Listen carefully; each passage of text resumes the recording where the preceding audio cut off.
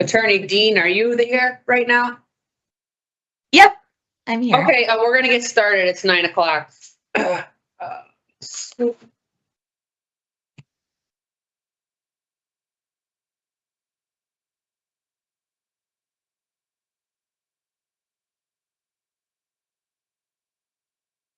Good morning, I'm P.O. Meisinger, hearing examiner for the Board of Pardons and Paroles. This is a revocation hearing concerning Markey Michael, number 390805. Today is January 29th, 2025. This hearing is being conducted via video at the BOPP Central Office in Corrigan Correctional Center. This is a public hearing, and public access to this hearing is available via video live stream. Can you please state your full name and DOC inmate number for the record, sir? Name, Michael C. Markey, 390805. Thank you. We have counsel here today. Please identify yourself. Yes, Hannah Dean for the record on behalf of Mr. Markey. Good morning, sir. Good morning to you too, ma'am. This is a revocation hearing to determine whether you have violated conditions of your release. I will review and make findings of fact as to each of the charges against you. The state, not you, has responsibility to prove the allegations by a preponderance of evidence. That is, the better weighted evidence must establish that, more probable than not, the allegation is true. If I do not find that there is a preponderance of evidence to support a violation of one or more conditions of your parole, I'll reinstate your parole, which is release you and place you back on parole supervision. If I find that you violated one or more conditions of your parole, I will consider whether or not your parole should be revoked. If I recommend revocation, I'll make a recommendation as to appropriate sanction, and my recommendation will be given to a panel for a final decision. If the panel wishes to impose a sanction beyond my recommendation, a supplemental hearing would be provided to justify additional confinement. So this is the procedure. I'm going to read you your rights. Then we're going to review the parole violation charge, state your PO is bringing against you. I will review and identify exhibits filed for the record. Counsel will then have an opportunity to present our relevant testimony. After considering all the evidence presented, I will announce my findings. If I find you violated one or more conditions of your parole, counsel will have an opportunity to speak to your background and history. Do you have any questions about the purpose or procedure? No, ma'am. Okay, you have important rights today. The right to have an attorney present. You have counsel here. You have right to receive the written notice of charges of violation. Did you receive that written notice? Yes, ma'am. You have a right to view the evidence. You have a right to submit evidence for your case. At this hearing, you have a right to call and examine voluntary witnesses and cross-examine adverse witnesses. Do you understand these rights and are you ready to move forward? Yes, ma'am. So you'll now review the charge, the state your PO is bringing against you, and the information underlying each charge. So charge 1 under bail laws will be against the law. You're charging off support on 12/10/24. You were served with a warrant for 5 counts of failure to register with the sex offender registry by the Bridgeport Police Department for the following dates: 7/18/23, 8/10/23, 10/17/23, 1/16/24, and 4/16/24, because you failed to register your address with the Connecticut State Sex Offender Registry as required by law. And the state is following exhibits that are pre-marked for identification purposes. As Exhibit A, parole agreement; B, notice of parole violation; C, remand to custody order; D, parole violation report; and E is Bridgeport Police affidavit for case ending in 3405. Did you receive the notice of parole violation report, and those other documents I marked, and did you review those? Yes, ma'am. Okay, and council's filed the following exhibit as pre-marked for identification as Defense Exhibit 1, list of parole accomplishments and future plans for parole reinstatement. I will put on the record, I did receive an addendum from PCS, the addendum report on 12/18/2024. You were convicted of 1 count failure to register with the sex offender registry. You received an unconditional discharge with all other charges nollied. Do you need to continue this hearing to obtain any additional evidence? No, ma'am. thank you. I want you to proceed with due diligence. Okay, so we have no witnesses. So is now defense's opportunity. Would you like to speak to any of the evidence submitted at this time? Yes. So as to obedience to the law, I just want to note that the addendum is accurate. The matter was resolved December 18th in Bridgeport Court. My client pled to 1 count of failure to register and got, like you said, an unconditional discharge, didn't get any time to serve or probation, and everything else was nollied. I will just note, I understand that he did take a plea. However, from speaking with my client, I don't believe that these were necessarily intentional violations of the registry requirement. He was housed in DOC halfway houses the entire time this period of alleged violation occurred. He also reports that while at the Maple Street halfway house specifically, there was an issue with him receiving mail. There were, I think, a number of buildings on the campus, and it would go to one, but not the one that he was residing at. So he, I think, did have an issue there with receiving mail. And then he also wanted to let the hearing examiner know that when he got to January Center, he reports that staff had helped him look in the system to see if he was compliant with the registry. And at that point, he didn't see anything indicating he was non-compliant. So I don't believe these were intentional violations, but at the appropriate time, I would like to speak to his background and future plans. Thank you. Thank you.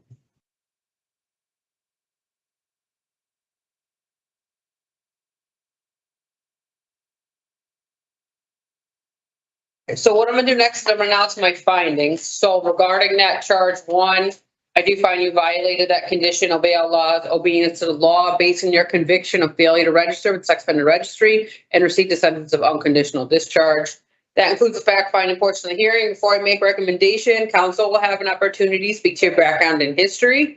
This purpose part of the hearing is to help determine what outcome I will recommend. So if you would like to at this time.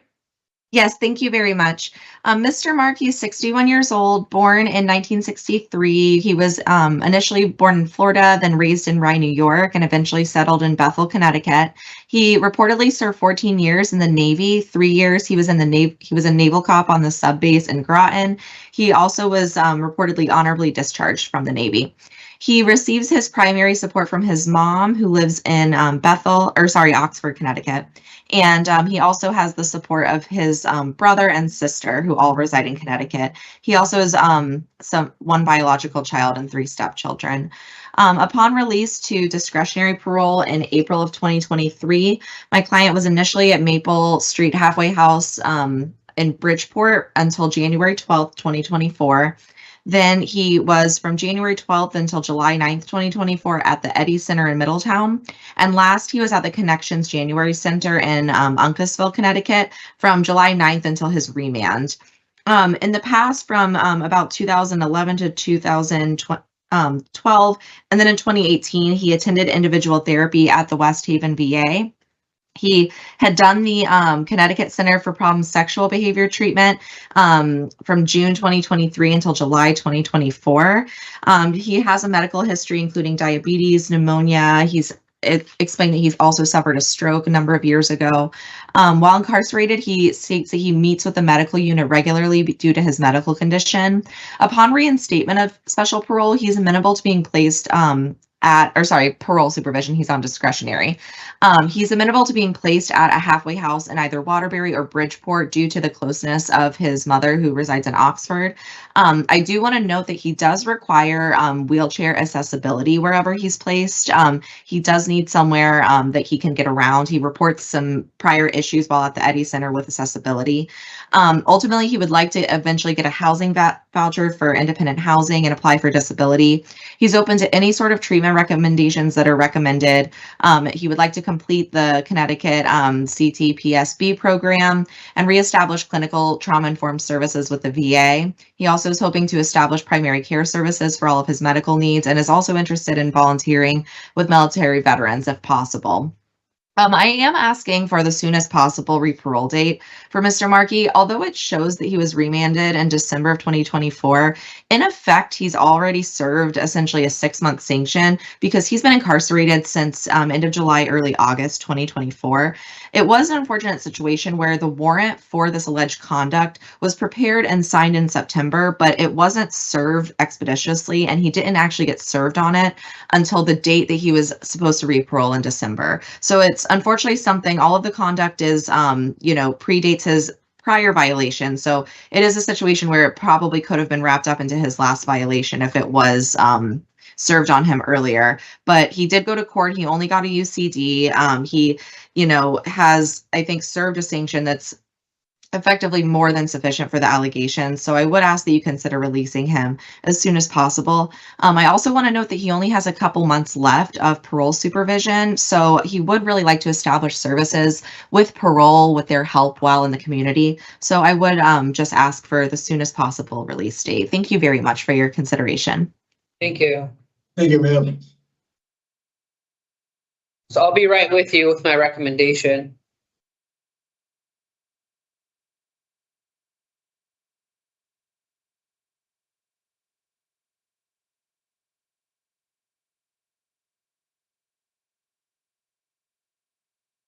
So I've listened to testimony, have reviewed all the evidence provided by the state.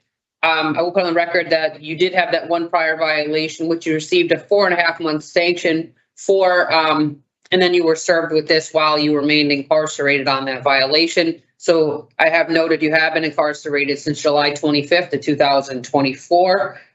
You did receive the new conviction with an unconditional discharge with all other charges nolly. You are done with supervision May 6th of 2025 on this period of discretionary parole supervision. I do believe that parole could be an aid for you in being released back in the community prior to coming off your sentence. Therefore, I'm going to recommend that parole be revoked to be re-paroled for February 13th of 2025. This is about a 2-month period of confinement as a sanction. However, you have been incarcerated, as I previously stated, since July 25th of 2024, which is 6 months and 19 days. I recommend the following parole conditions: halfway house placement, enhanced internet and device monitoring, mental health evaluation, and treatment as deemed necessary, no contact with minors without PO's permission, problem sexual behavior treatment, as well as restriction on pornography. My findings are going to the parole board on February 13th, 2025. So the board's going to make the final decision. You do only have, so you'll probably have a little less than, let's see, 2, 3, 4, a little less than 3 months supervision. That's an on or after date that I'm giving you because you're discretionary parole. So they have to work to find you appropriate placement. Hopefully they can get you out and situated before you're off parole completely. Do you understand, sir? Yes, ma'am. All right, just know that the board can revoke all of your parole, as I'm sure you do know. But on February 13th, we'll know what the board's decision is. You can speak to your attorney. You will get something in the mail. If you're still there about a week later, you get something in the mail from us letting you know what the board's decision is. Do you have any questions? None that come to mind, ma'am. All right, well, I wish you best of luck, sir. Yes, Mr. Markey, I was just going to say, if you want to call my office on the 13th, we can let you know what happens with the board review, okay? Yes, ma'am. All right. Thank you very much. You're all set today. Bye-bye. Good luck, sir. Good luck, you too.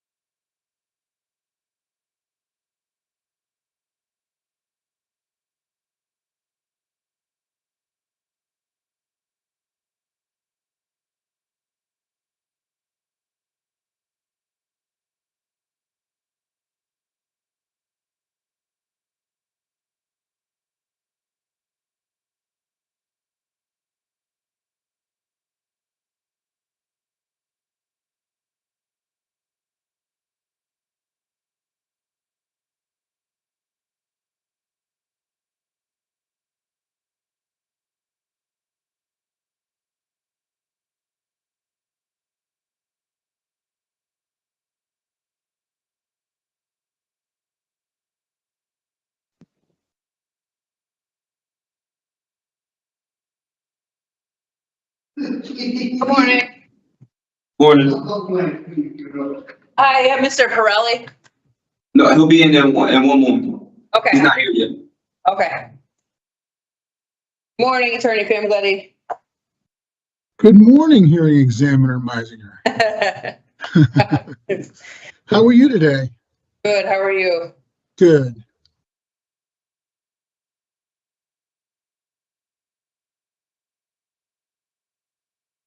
So there are 2 at 10 a.m.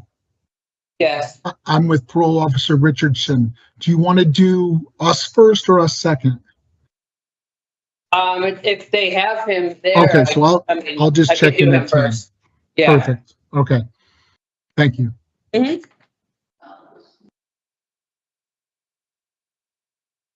Thank you so much.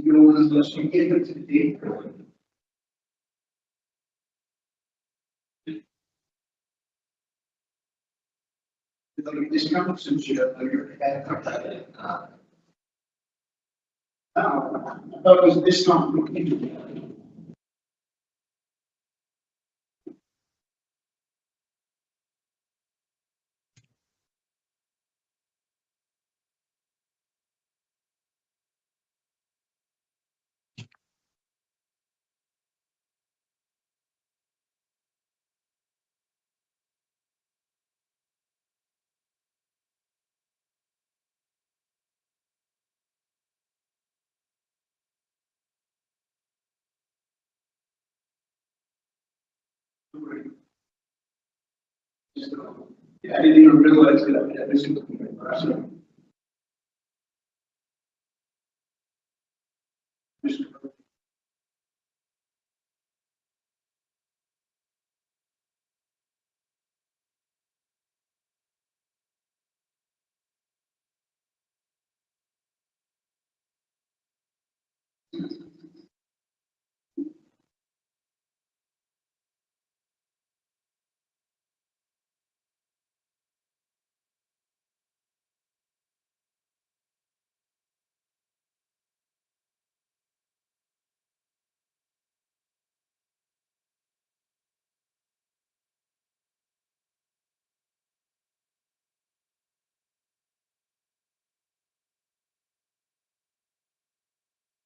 That is really crazy, but what is that, like special team? Or locks out every one of the people?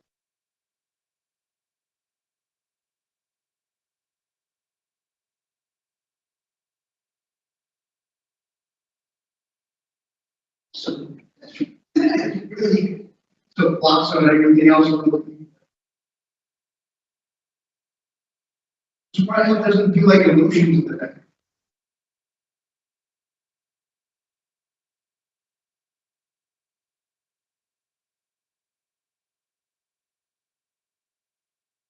But they got all those apps and stuff, but they have like special skills.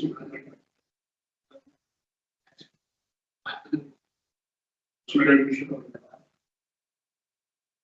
I think, creating illusions in the background. Did you I'll go see it. That's, our mother.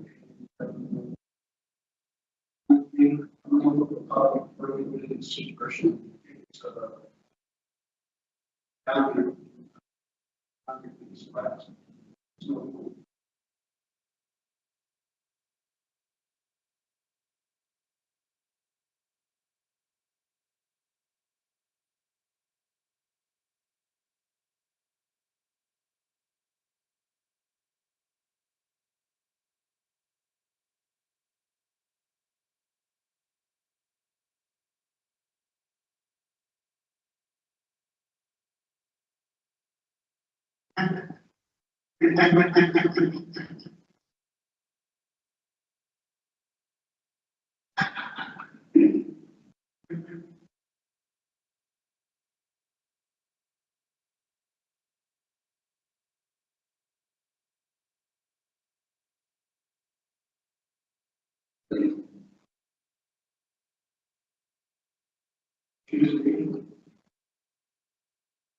Yeah, I was waiting for him. I used to call him.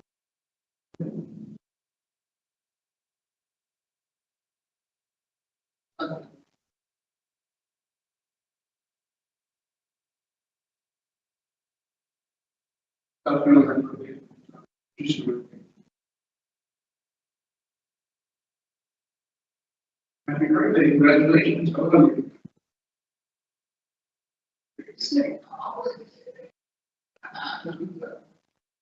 Yeah, no. Except almost a river.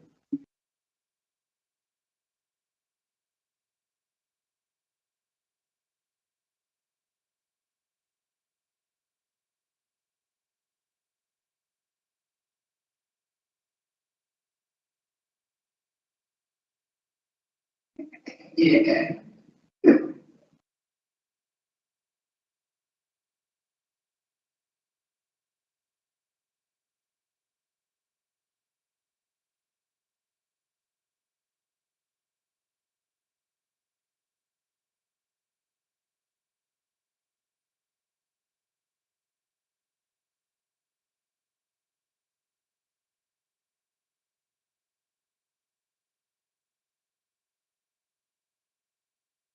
What should there be?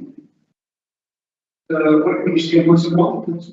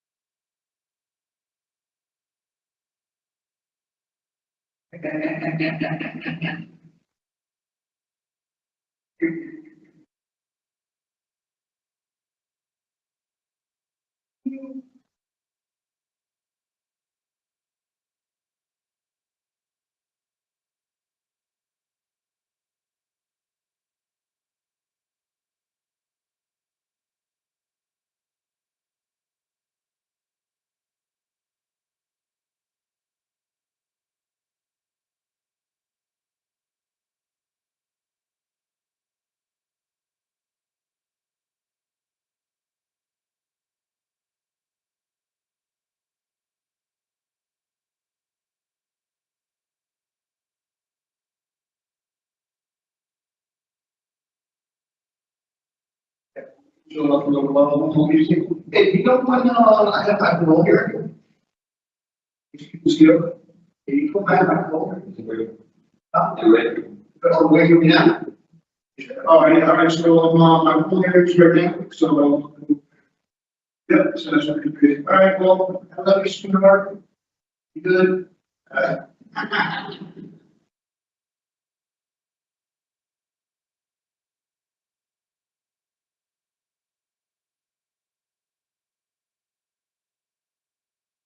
See, yeah, I should probably know soon. So, we'll see, I already signed the paperwork to get a piece, they already do it, now you might see me. So, yeah, so we're just waiting, you know, we're into here now, but whatever, else, I already decided. Have a good day.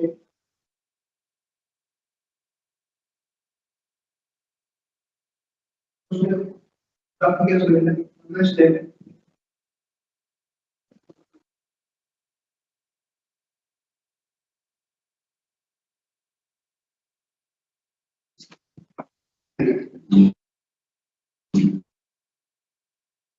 Right.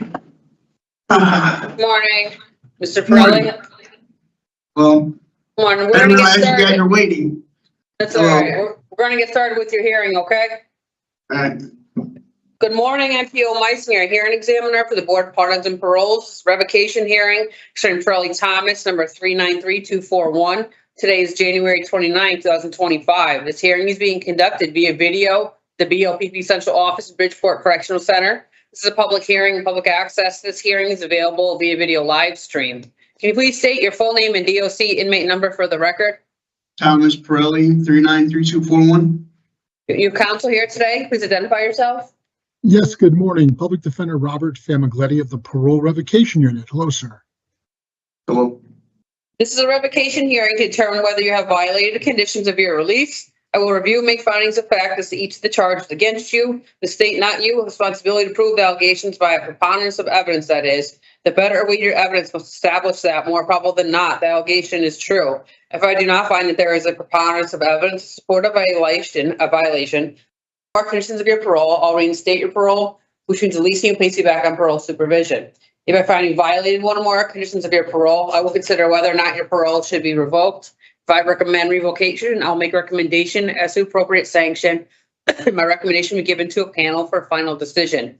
If the panel wishes to impose a sanction beyond my recommendation, a supplemental hearing would be provided to justify additional confinement. So this is the procedure. I'm going to read you your rights. Then we will review the parole violation charge, state your PO is bringing against you. I will review and identify exhibits filed for the record. Counsel will then have an opportunity to present relevant testimony. After considering all the evidence presented, I'll announce my findings. If I find that you violated one or more conditions of your parole, counsel will have an opportunity to speak to your background and history. Do you have any questions about the purpose or procedure? No, it was the first time, so we'll go through it together. Okay. You have important rights today, the right to have an attorney present. You have counsel here. You have right to receive the written notice, charges of violation. Did you receive the written notice? What written, but the community Yes. release? The list of the Why charges. you're we being reviewed. violated? Sir, the list of the charges when you got remanded, they gave you the It paper. was the Yeah. four charges, right? Yes, Yes. all right, yeah, we had that. Yes. Yes, you have a right to submit evidence supporting your case. You have a right to review the evidence against you before the hearing. At the hearing, you have a right to call and examine voluntary witnesses and cross-examine adverse witnesses. Do you understand these rights and are you ready to move forward? Yes. All right, so now review the charge, state your appeals bring against you and the information underlying each charge. Charge 1, release restriction reporting. Your charging officer reported on 9/10/24. You were directed to report to New Haven Reach on 9/13/24. You never reported reach over the weekend, but instead stayed at the rooming house in Waterbury on 9/16/24. You're discharged to touch base with the New Haven Reach case manager and report back to New Haven Reach in the afternoon. You were also directed to report to New Haven District Office in P.O. Monroe on 9/17/24. At 9/17/24, P.O. Monroe contacted Reach case manager 8:45 a.m. who stated you never showed to Reach the night before. P.O. Monroe contacted you and you stated you were still in Waterbury at the rooming house, did not go to New Haven Reach as previously directed. This is a violation of failure to report. Charge 2, under restriction GPS, your charging officer reported on 1/22/24. You're instructed to submit to GPS monitoring and comply with all monitoring requirements. You read, acknowledge, and sign the GPS agreement. On 6/23/24 at 3:27 a.m., your GPS battery shut down, was not powered on again until the day 6/24/24 at 10:17 a.m. You are accountable to the community for almost 7 hours. This is a violation of GPS agreement. Charge 3, no bail laws will be into the law. Charging off support at 9/18/24. You're involved in a hostile altercation, engaging in violent, tumultuous, and threatening behavior towards Maple Street halfway house staff. This behavior resulted in CT State Police and Bridgeport PD responding to the halfway house, subsequently leading to your arrest or breach of peace. Charge 4, additional conditions, halfway house placement. Your charging officer reported on 9/18/24 with the intent to cause annoyance and alarm. You engage in violent, tumultuous, and threatening behavior towards staff at Maple Street halfway house. Your actions violated DOC halfway house agreement. Did the state is filed the following exhibits that are pre-marked for identification purposes as Exhibit A, arraignment actual custody. B, special parole condition. C, notice of parole violation. D, notice of parole rights. E, parole violation report. F, misconduct 2, dated 6/26/24, 9/17/24. G, halfway house incident report. H, halfway house agreement. I, GPS agreement. J is police report. Did you receive the notice of parole violation report, and those other documents I marked? Did you review those? Yes, we have. Okay. And council has filed the following exhibit pre-marked for identification purposes. Defense Exhibit 1, list of parole accomplishments and future plans for parole reinstatement. Do you need to continue this hearing to obtain any additional evidence? No, we do not. Okay. We have no witnesses. I will put on the record, I received an addendum from PCS. The addendum reported on 12/23/24. The charge of breach of peace second was nollied. So it's not a defense's opportunity. If you'd like to speak to any of the evidence at this time.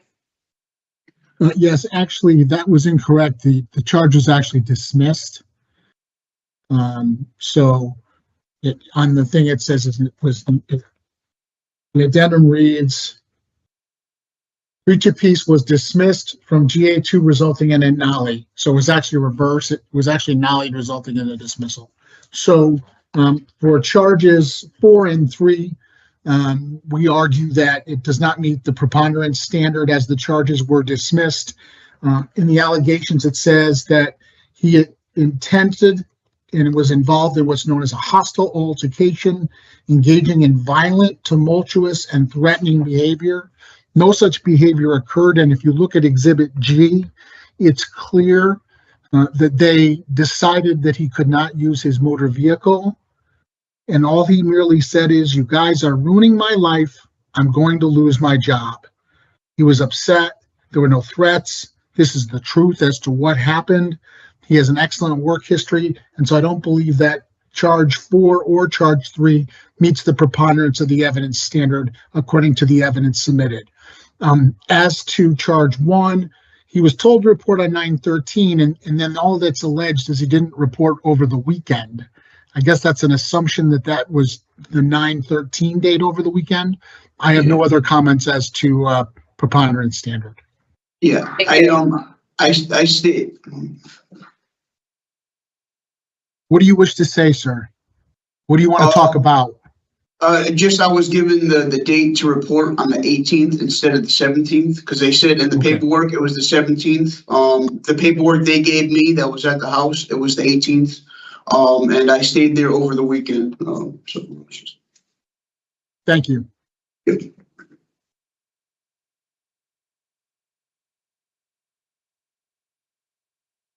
So I'll be right with you with my findings.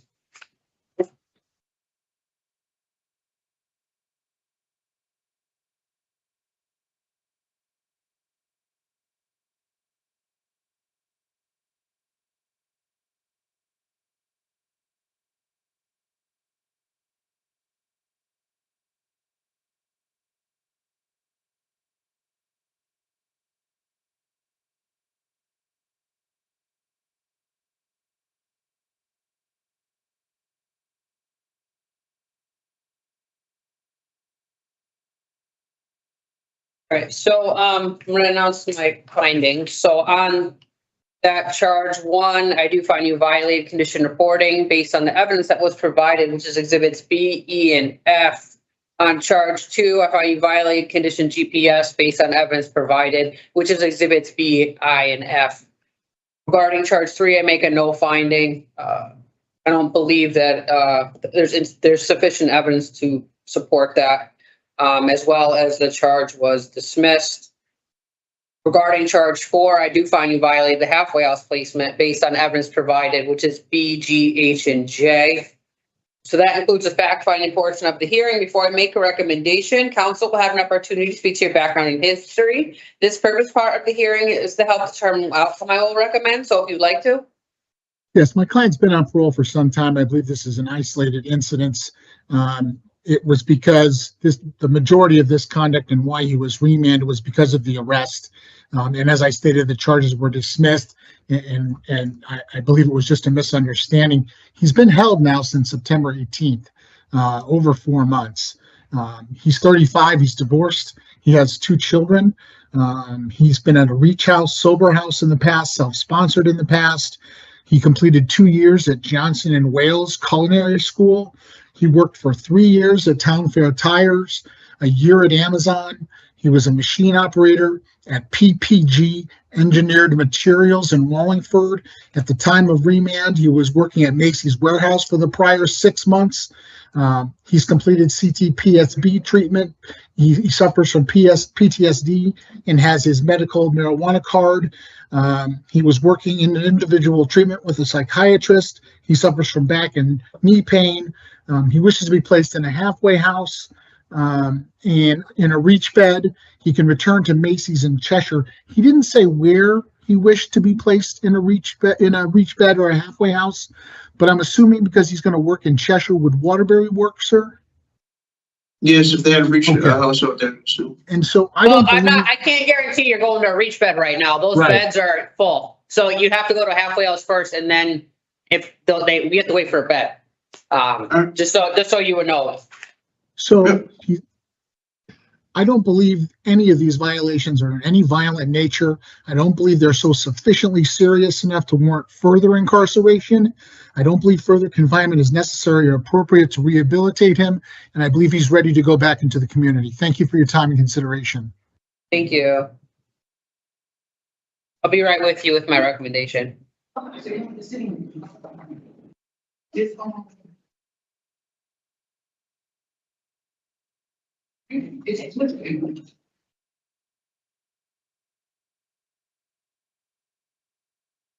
Right, so I have reviewed all the evidence provided by the state and listened to testimony provided, as was, well, I would like to put on the record, the defendant doesn't have any prior violations, does have, was issued 2 misconducts on this period of supervision, but has been out there since February 2021, which means it's about 3 years and 7 months that you were out there before being returned to custody for this incident that occurred in the halfway house.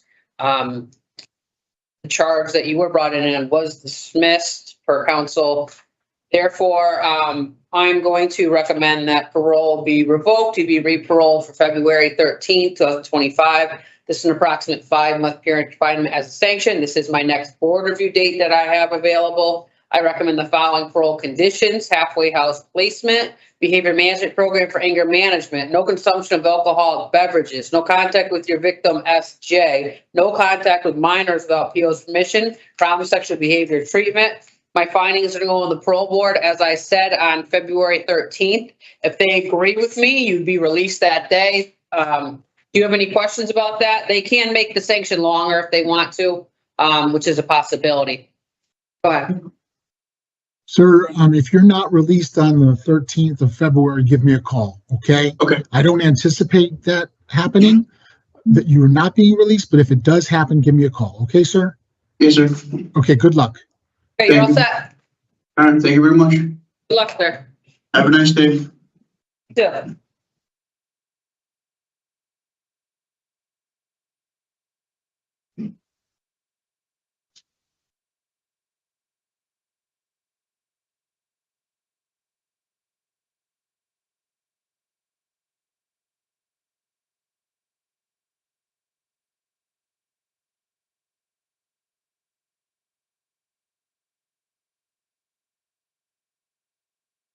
Morning.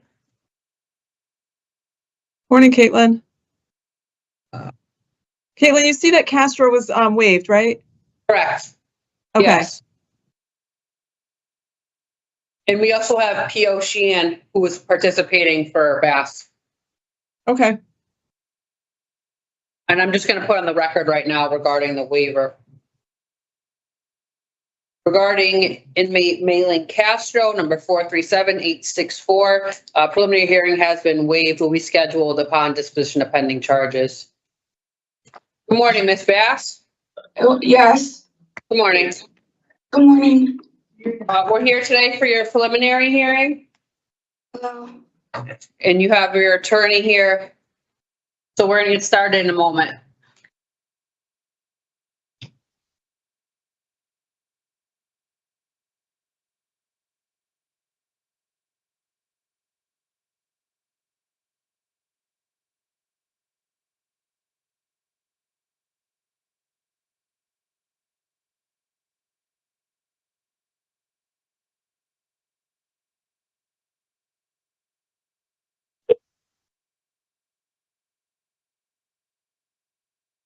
Hello. Good morning, P.O. Sheehan. Good morning. Good morning.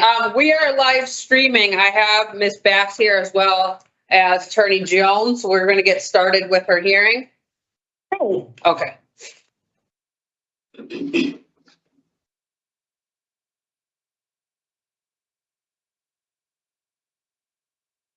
Good morning. I am P.O. Meisinger, a hearing examiner for the Board of Paroles and Paroles. It's a preliminary hearing concerning Bass Jasmine number 357723. Today is January 29th, 2025. This hearing is being conducted via video at the BOPP Central Office in New York Correctional Institution. This is a public hearing and public access to this hearing is available via video live stream. Can you please state your full name and DOC inmate number for the record, Miss? Jasmine Bass, 357723. You and we have a parole officer present. Can you please identify yourself for the record? Hello, Officer Sheehan, Women's Reentry Unit, New Haven, Connecticut. Thank you. We have counsel here today. Please identify yourself. Yes, thank you. Attorney Sonia Jones, Public Defender's Office, Parole Revocation Unit, on behalf of Ms. Bass.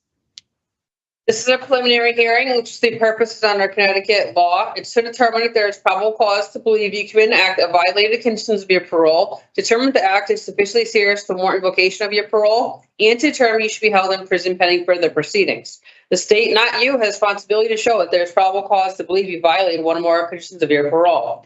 If I do not find probable cause, I'll reinstate your parole, which is release you and place you back on parole supervision. If I find probable cause and determine the act is sufficiently serious to warrant revocation, you may be held in prison pending further proceedings. You should know preliminary hearing is a reversal proceeding. Anything you say at this hearing can be used against you. This hearing is being recorded. So this is the procedure. I'm going to read you your rights.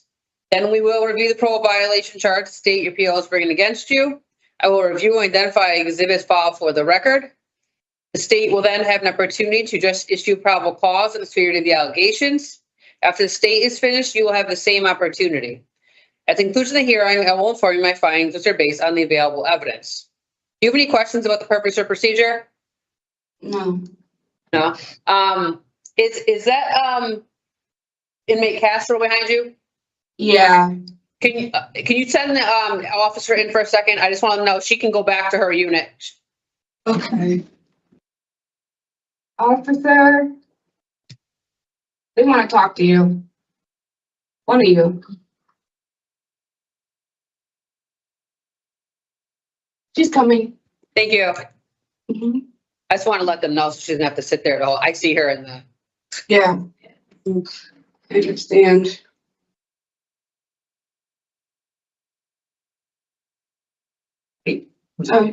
Oh, I just wanted to let you know, inmate Castro does not need to be seen today. Her hearing's been waived, so she can go back to her unit. Copy that. Thank you. Thank you. All right. Well, All right, so you have important rights today, the right to have an attorney present. You have counsel here. You've received the written notice of charges of violation. Did you receive the written notice? yes. You have a right to view the evidence against you before the hearing. You have a right to submit evidence in support of your case. At this hearing, you have a right to call and examine voluntary witnesses and cross-examine adverse witnesses. Do you understand these rights? Are you ready to move forward? Yes.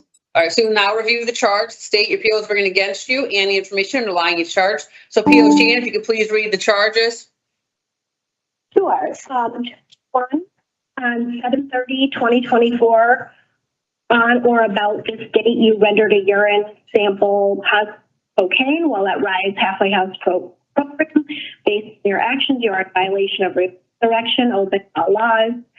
On 9/17/2024, or about this date, you rendered a urine sample positive for THC and fentanyl while at Halfway House program. Based on your action, you are in violation of release direction, obey all laws. On 9/20/2024, on this date, you rendered a urinalysis sample positive for alcohol and fentanyl at Yale New Haven Hospital based on the hospital discharge summary at 10:30 a.m. Based on your actions, you are in violation of release direction, obey all laws. On 9/20/2024, on this date, you rendered a urinalysis sample positive for fentanyl at Yale New Haven Hospital based on the hospital discharge summary from 5:56 p.m. Based on your actions, you are in violation of release direction, obey laws. On 1/4/2025, or about that date, you signed a voluntary admission for fentanyl use while at Rise Halfway House program. Based on your actions, you are in violation of release direction, obey all laws. On 1/6/2025, or about this date, you signed a voluntary admission to fentanyl use while at Rise Halfway House program. Based on your actions, you're in violation of release direction, obey all laws. On 1/8/2025, or about this date, you rendered urine sample positive THC and fentanyl while at Rise Halfway House program. Based on your actions, you are in violation of release direction, obey all laws. On 1/13/2025, or about this date, you signed a voluntary admission and rendered a urinalysis sample positive for cocaine, opiate, oxycodone, PCP, and THC use while at Rise Halfway House. Based on this action, you are in violation of release direction, obey all laws. Thank you. And the state filed the following exhibits that are pre-marked for identification purposes. As Exhibit A, signed special parole, understanding agreement conditions, 7/11/24. B, signed special parole, understanding agreements, 11/27/24. C, Connecticut Board of Parole, remand in custody order. D, notice of parole violation. E, parole violation report. F, notice of parolee rights. G, Rise Women's Program Halfway House Agreement 7/11/24. H, Rise Women's Program Halfway House Agreement 11/27/24. I, Rise Program Residential Handbook 19 pages, signed acknowledgement 7/11/24. J, Rise Women's Program Residential Handbook 19 pages, signed acknowledgement 11/27/24. K, Misconduct for 7/30/2024. Subuse of cocaine report date 8/15/24. L, Premier Biotech Labs from sample 7/30/24 positive cocaine. M, voluntary admission form signed 9/16/24 positive THC and fentanyl. N, Rise Program incident report dated 9/17/24 positive substance use THC and fentanyl. O, offender misconduct report positive drug screen 9/17/24 THC and fentanyl. O, offender misconduct report positive drug screen 9/17/24. P, forensic drug diversion program letter dated 9/19/24. P, forensic drug diversion program 9/19/24. Q, Rise Program incident report for medical emergency 911 transportation 9/20/24. R, Yale New Haven Hospital after visit summary at 10:30 a.m. 4 pages. S, Rise Program incident report for medical emergency 911 transport. T, Yale New Haven Hospital after visit summary printed 9/20/24 at 5:06 p.m. U, voluntary admission form 1/4/25 fentanyl use signed 1/13/25. V, voluntary admission form 1/6/2025 fentanyl use form signed 1/13/25. W, Quest Lab report from 1/8/25 positive fentanyl, benzodiazepines, and THC. X, voluntary admission form 1/13/25 for cocaine, opiate, oxycodone, PCP, and THC use form signed 1/13/25. Y, Quest Diagnostic Lab report from 1/13/25 positive cocaine, opiate, oxycodone, PCP, and THC. Z is timeout program completion report 1/14/25. Did you receive notice of parole violation report, and those other documents I marked? And did you review those? Yes, I did. Do you need to continue this hearing to obtain any additional evidence? No. We have no witnesses today. So at this time, the state will have an opportunity to make a short statement and testify with respect to probable cause to the severity of the allegations. I am going to swear in P.O. Sheehan as well as you, Ms. Bass, in case you would like to speak today on the record. So could you please raise your right hand? You solemnly pardon me. swear. Stop. What? I just wanted to make one comment in regards to the exhibits. Okay. Just in regards to Exhibit Z, it's characterized as a report date of January 14th of 2025.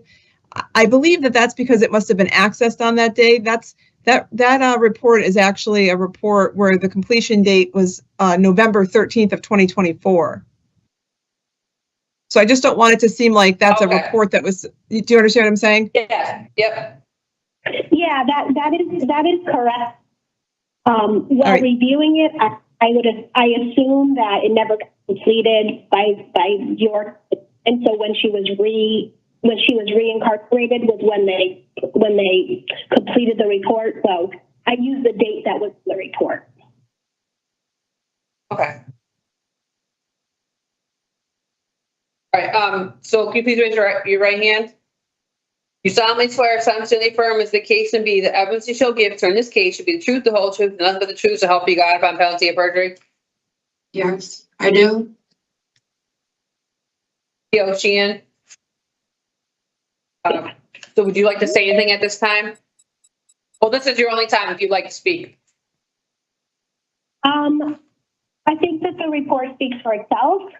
I'm very concerned about Ms. Bass being spent and her use, and the frames of how quickly she's just going right back to use. So I felt like this was what I had to do to keep her and her baby. Sorry, what was the last thing you said?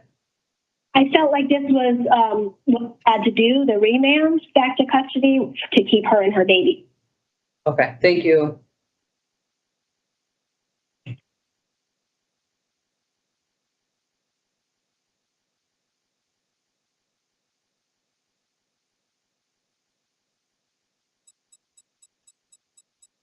So it's now defense opportunity. If you'd like to respond and make a short statement, testify with respect to probable cause and spirit of the allegations. Thank you. In regards to under OBL laws, charge 1 drugs, in regards to the first 4 paragraphs, July 30th of 24, September 17th of 24, September 20th of 24, and the second one, September 20th of 24, we would submit there's insufficient evidence to support a finding of probable cause, as those allegations were all the subject of a previous violation for which my client was placed in the TOP program and successfully completed that program as of November 13th of 24, and therefore should not be considered as part of this violation. In regards to the paragraph beginning January 4th of 2025, we would submit there's insufficient evidence to support a finding of probable cause on the charge as it's alleged. There's no supporting evidence to suggest that my client signed a voluntary admission on January 4th of 2025.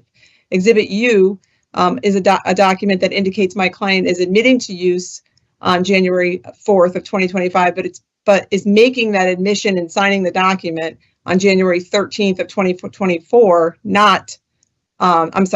January 13th of 2025, not on January 4th of 25, as the charge alleges. Exhibit U at the top of the form, in addition to that, indicates that the form is filled out on January 13th of 2024, and then the bottom of the form, it's scratched out, and it's unclear if it's January 13th of 25 that's written there, or if it's written over 2024. So for all of those reasons, we would submit that there's insufficient evidence to support a finding of probable cause. In regards to the paragraph January 6th of 2025, we would submit there's insufficient evidence to support a finding of probable cause as the charge is alleged. There's no supporting evidence to suggest that my client signed a voluntary admission on January 6th of 2025 as the charge alleges. Exhibit V, a document indicates that my client is admitting to use on January 6th of 2025, but is making that admission and signing said document on January 13th of 2025, not on January 6th, 25, as the charge alleges. Further, my client reports that she did not write the information in the body of Exhibit V, but signed the document because the parole officer and 3 halfway house workers and staff workers were telling her to sign that document. So for all of those foregoing reasons, we would submit that there's insufficient evidence for a finding of probable cause. In regards to the paragraph, January 13th of 2025, we would submit that there's insufficient evidence to support a finding of probable cause on this charge. Exhibit, first you have Exhibit Y, which is the supporting document that indicates that my client tested positive. I'm sorry, if I could just have a moment.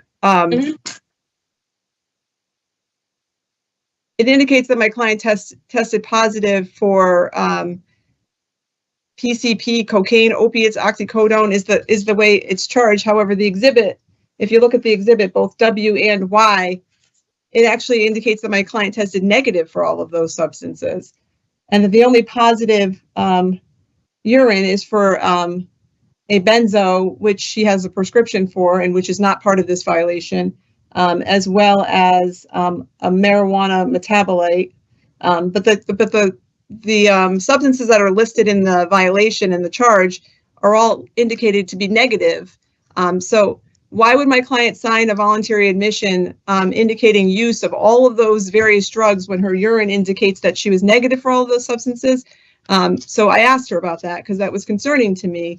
And she indicated to me that because she essentially had one lab report, January 8th, where she tested positive, and that was from usage on the 4th and the 6th, so 2 days, one lab report. She was told that she could not go to treatment because she didn't have enough usage. And if she signed a voluntary admission form indicating that she had used all those substances, that she would be placed in the App Foundation program. And so she signed the document. The following day, she tells me that her parole officer came to her and said, my supervisor said that I have to remand you. And so therefore she was remanded to custody. So based on all of that, we would indicate that we would submit that there's insufficient evidence for finding a probable cause on that paragraph. And then if I could just be heard on seriousness. Go ahead. Taking into consideration all of the foregoing, I would submit that there's 2 dates for which my client admits to using illegal substances. And then there's one lab report for both of those dates where she tests positive for those 2 dates of usage. Why she wasn't placed into a treatment program in the community, I'm not sure, but I don't think it's serious enough that she should be incarcerated with no treatment whatsoever. I think that she should be placed back into the community, placed into a treatment program so that she can get the help that she needs, and hopefully at some point get placed into a program that will help support her and her unborn child so that she may be successful in the community. So we would be asking that you make a finding that it's not serious enough and that she be allowed to be released into the community with treatment. Thank you. Thank you. So I'll be right with you with my finding.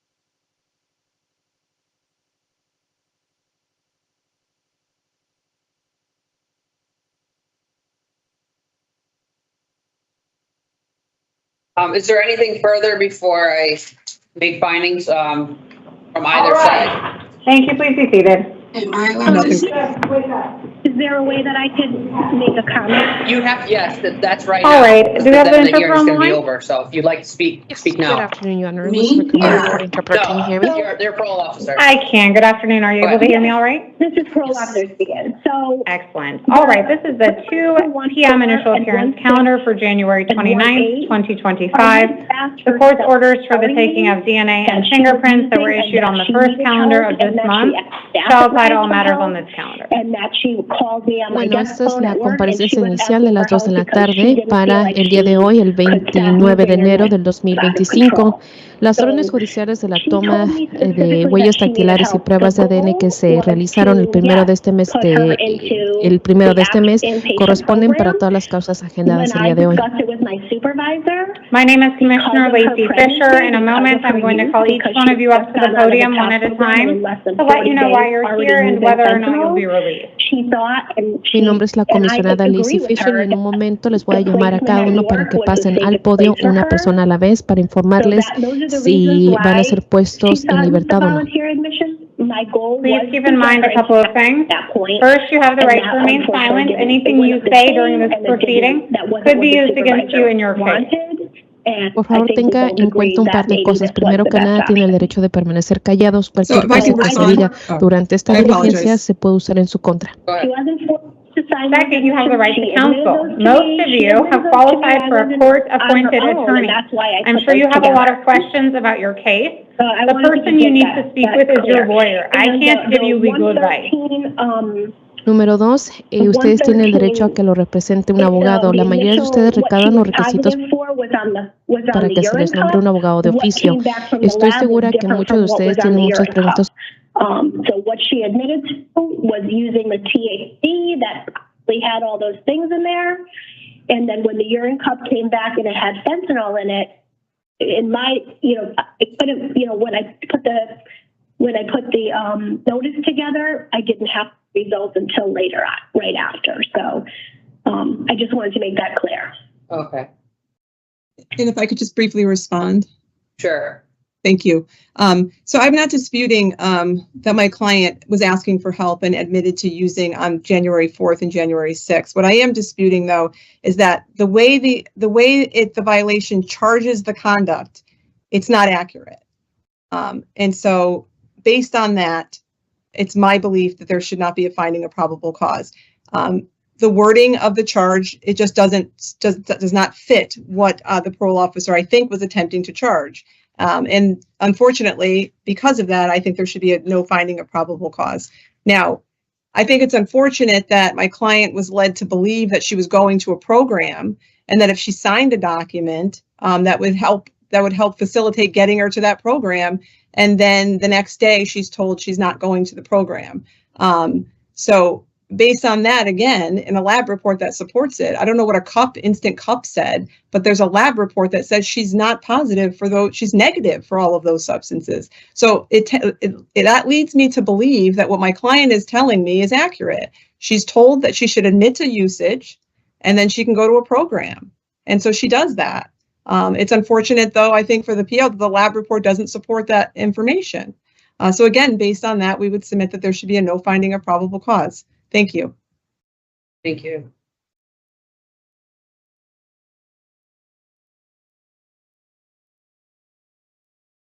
All right, anything else, POTN, before I announce my findings? No, that's all. Okay. So I'll be right with you with my findings.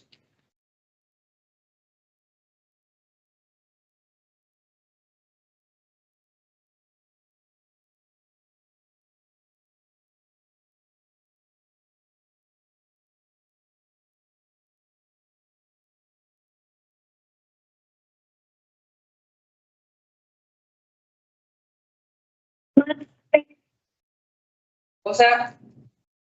Did you say something? No, sorry. Okay, just make sure.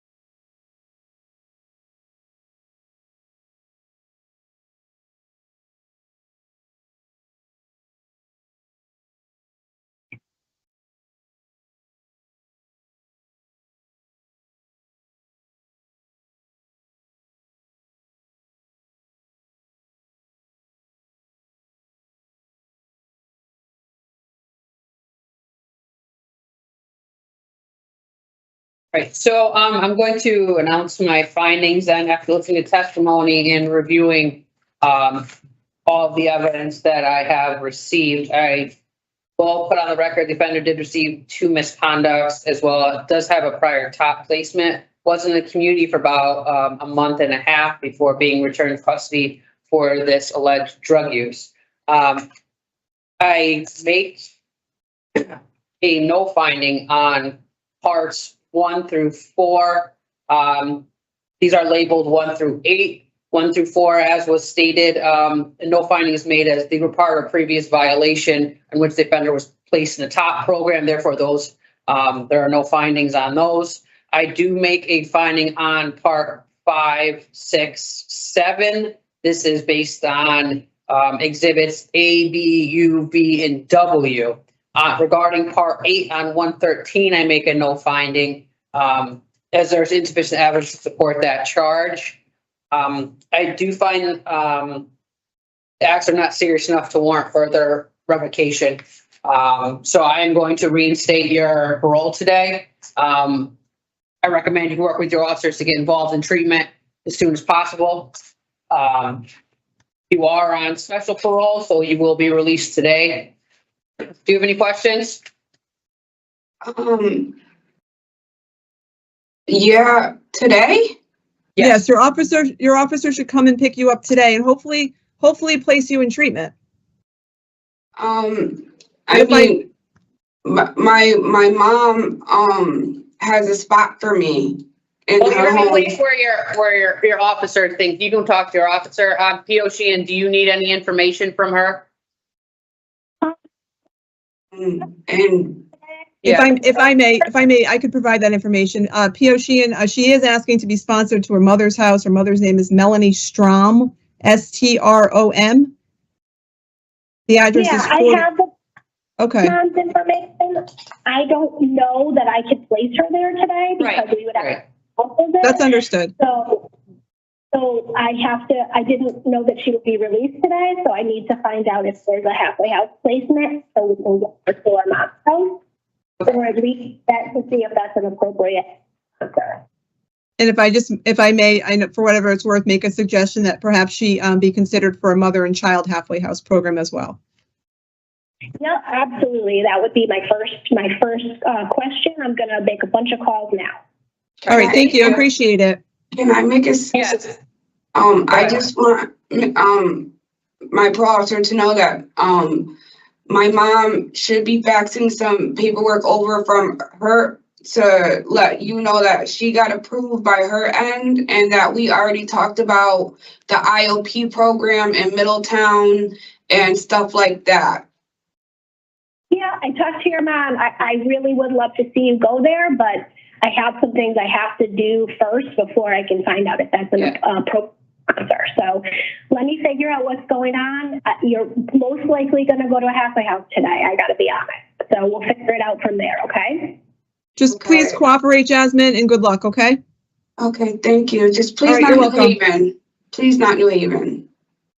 Well, you're going to go where they can find placement for you because you're being reinstated today. So you're going to have to go where there's availability, and then they're going to try to get you into your treatment and somewhere where you should be appropriately placed. Okay? Yeah. So listen to your PO. Okay. We'll talk. I'll be picking you up, and I'll see you soon. Okay, we'll thank see you soon. All right, you're all set. All right, good luck. Thank you, Ms. Jones. You're welcome. Thank you. Thank you, P.O. Sheehan.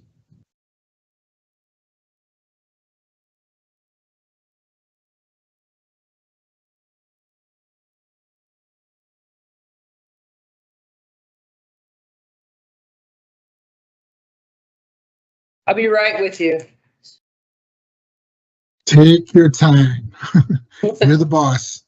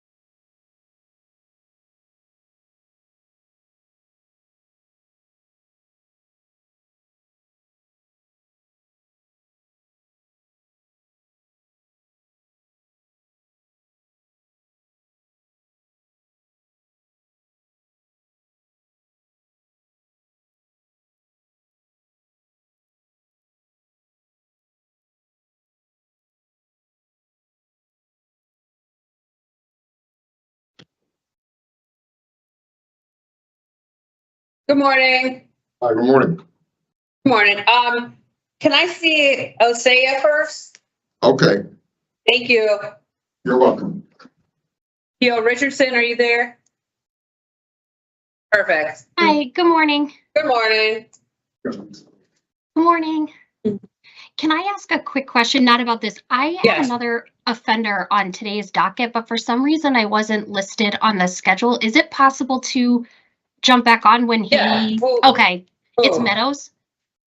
Yeah. Okay, Sure. thank you. I'll leave everything right here. Good morning.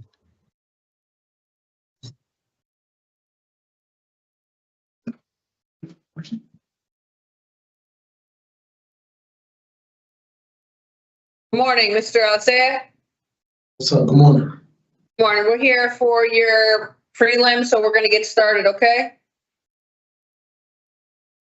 Good morning. I'm P.O. Macneir, a hearing examiner for the Board of Paroles and Paroles. This is a preliminary hearing concerning Alicea Julio, number 329019. Today is January 29, 2025. This hearing is being conducted via video at the BOPP Central Office in Carl Robinson Correctional Center. This is a public hearing and public access. This hearing is available via video live stream. Can you please state your full name and DOC inmate number for the record?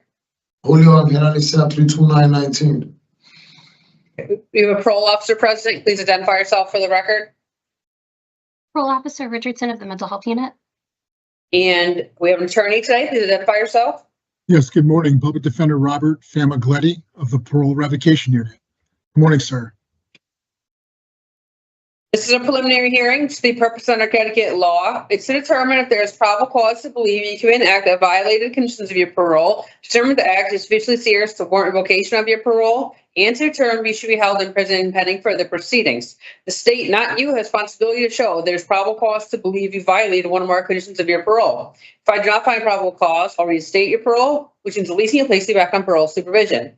If I find probable cause and determine the act is sufficiently serious to warrant revocation, you may be held in prison pending further proceedings. You should know preliminary hearing is a adversarial proceeding. Anything you say at this hearing can be used against you. This hearing is being recorded. This is the procedure. I'm going to read you your rights. Then we're going to review the parole violation charge that the state, your PO, is bringing against you. I will review and identify exhibits filed for the record. The state will then have an opportunity to just issue a probable cause for the severity of the allegations. After the state is finished, counsel will have the same opportunity. At the conclusion of the hearing, I will inform you my findings, which are based on the available evidence. Do you have any questions about the purpose or procedure? No. Okay. Important rights today. You have the right to have an attorney present. You have counsel here. You have the right to receive the written notice of charges of violation. Did you receive the written notice? Yes, I did. You have a right to review the evidence. You have a right to submit evidence for your case. At this hearing, you have a right to call and examine voluntary witnesses and cross-examine adverse witnesses. Do you understand these rights? Now you're ready to move forward? Yes, I do. All right, so now review the charge. The state, your PO is bringing against you and the information underlying each charge. So Pierre Richard, please read the charges. Charge number 1 under reporting. On 10/29/24, you were instructed to report to the New Haven District Parole Office on 11/26/24. On 11/26/24, you failed to report as instructed. You did not make contact with your parole officer to inform her of any reason that would have prevented you from reporting.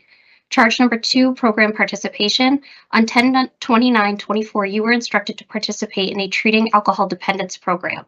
On 11/22/24, it was reported by the program that you had not attended group on 11/13/24, 11/18/24, and 11/20/24. Charge number 3, residence. As of 8/27/24, your only parole approved address was 96 Greenwich Ave, 2nd floor, New Haven. On 12/3/24, it was reported by your landlord that you were no longer renting or residing there. You did not have any other parole approved address at this time.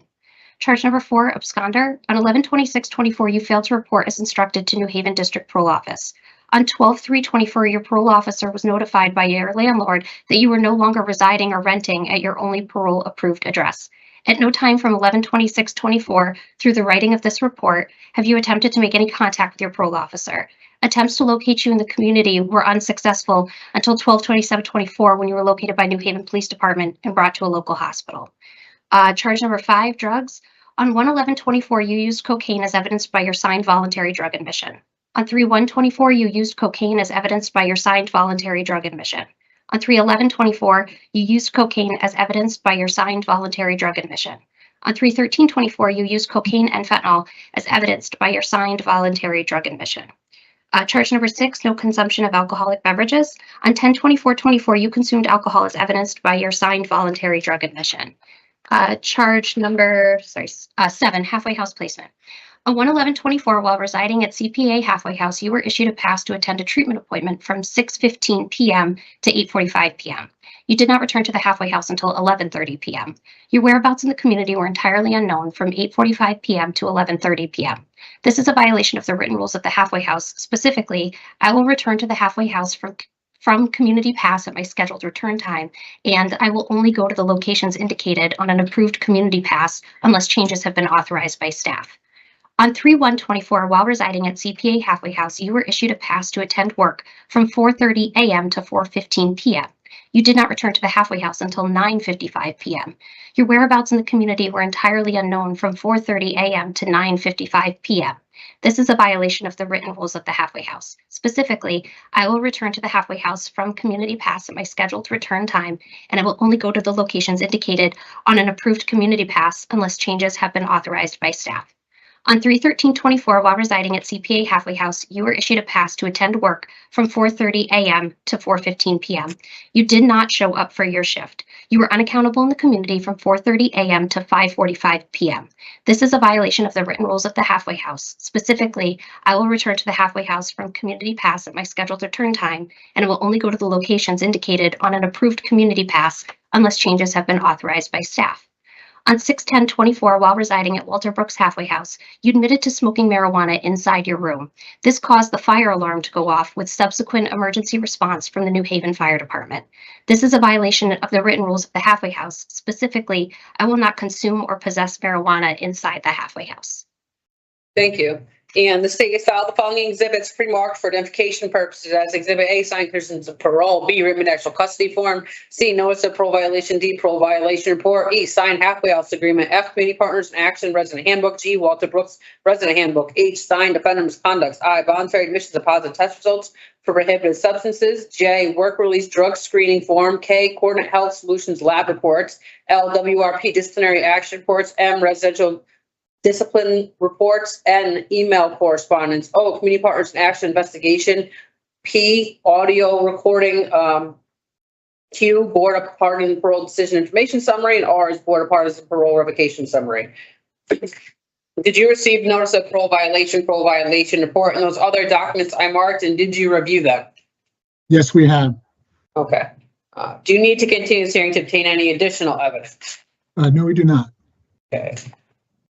So at this time, the state will have an opportunity to make short statement and testify with respect to probable cause in the spirit of the allegations. I am going to swear in Mr. Alicea as well as P.O. Richardson in the event that you would like to speak today. So can you please raise your right hand?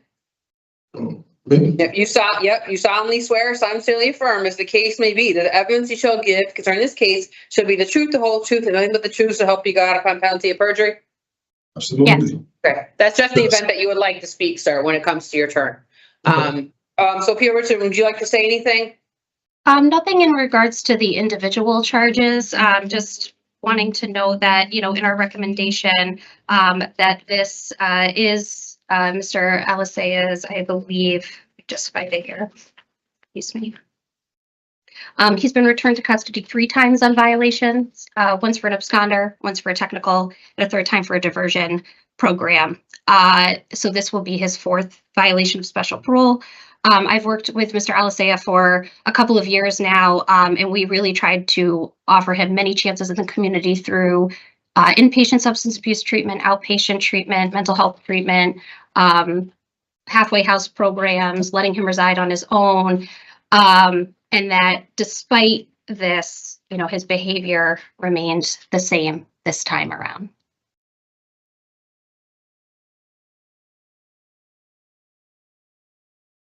I can speak? Oh, no. No, not yet.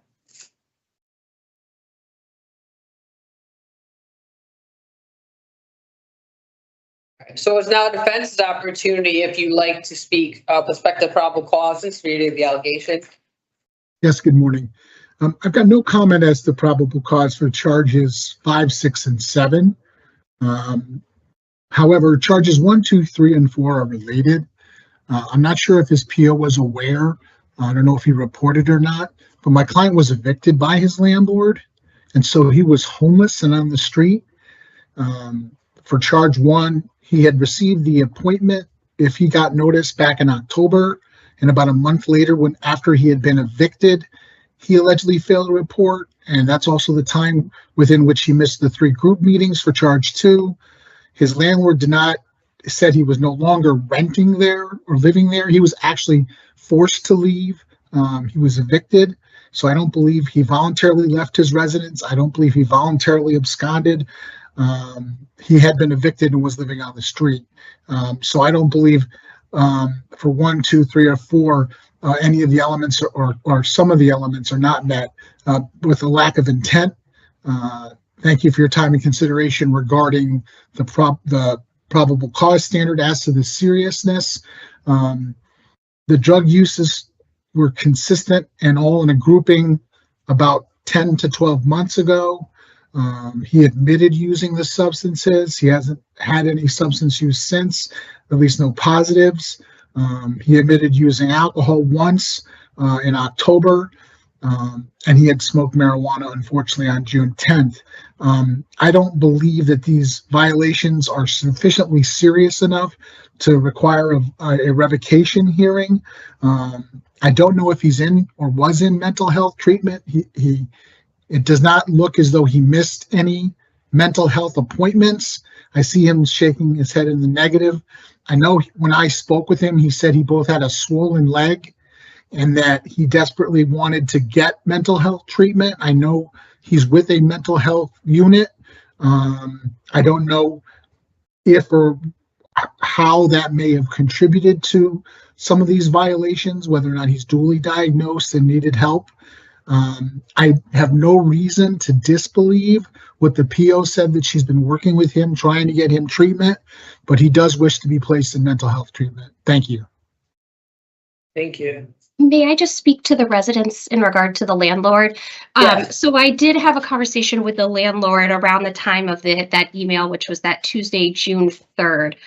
It was not told to me by Mr. Alicea that he was evicted. If that was the case, I would never have allowed him to live homeless in the streets for more than 30 days. I would have absolutely found him a halfway house bed. Wow. So while I do understand if that's the case and that he was evicted, it would have been Mr. Alicia's responsibility to let me know that he had been evicted so that I could have found him a safe place to live, and I would not have been looking for him for 30 days.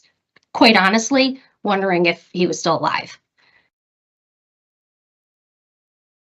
Now speak or not yet? You want to speak? Go right ahead. Yes. Yeah. Now will give your time to speak. So out of 26, which I was late for rent, so I paid him with the security deposit. So he said I got to the 30th to pay $1,100, which is the rent and security deposit. Humanly impossible. I just lost both my jobs due to relapse to crack cocaine, which I've been dealing with this disease since I was a kid. And also mental health. So if I'm not taking my medication, that means I'm using again. So I seek help all the time. I was homeless. I couldn't reach out to you. I was using drugs. I was lost. All I wanted to do was smoke crack. I was homeless. And I was trying to obtain money, working, little side jobs to get to $1,100. I couldn't do it. Impossible. Rent was due from the 1st to the 5th. Now he's forcing me to pay rent on the 30th. I just paid you $550 for the security deposit. So now he keeps my TV, he keeps my bed, he keeps my dresser. Why? When I paid my rent, he's not allowed to do that. So I can easily take him back to court, but I'm not that type of individual to get somebody in trouble and jammed up. So he evicted me, wrongfully evicted me, because I had to, from the 1st to the 5th, to pay rent. So him saying that I left the 1st, the 3rd, I wasn't even allowed to go into the premises to even get my property. He gave my property to me. And ever since I came up, he's got cameras all over the place. And I left a few things, items on the porch, and he threw them away on me. Boots, phone, my property, threw it away on me. So now right now, I know my bed is still in there. My TV is still there, and my dresser is still in that room that I was renting. So how does he get to keep my stuff when I paid for that stuff? I worked hard for that stuff. I'm not interested and I'm not there doing that. I work hard. Well, unfortunately, sir, I can't do anything about your property and your landlord. That's not really what we can address here. Do you have anything you want to say? What was that? My leg. Your leg? Could I reach somebody over here at medical so I can see me for my leg? That's not why we're here today. You have to talk to the facility. Yeah, if you have an issue with your, sir, if you have an issue with your leg, just tell medical at the facility. Oh, I've been telling them for a month. Okay, all right. So call me separately. And this is the first I heard that they're not doing anything about it at the jail. So call me and I will get in touch with the people at the jail, okay? And I'm sorry I had to go through that. Okay, so is there any more other comments before I? None from the defense. Okay. No, so question.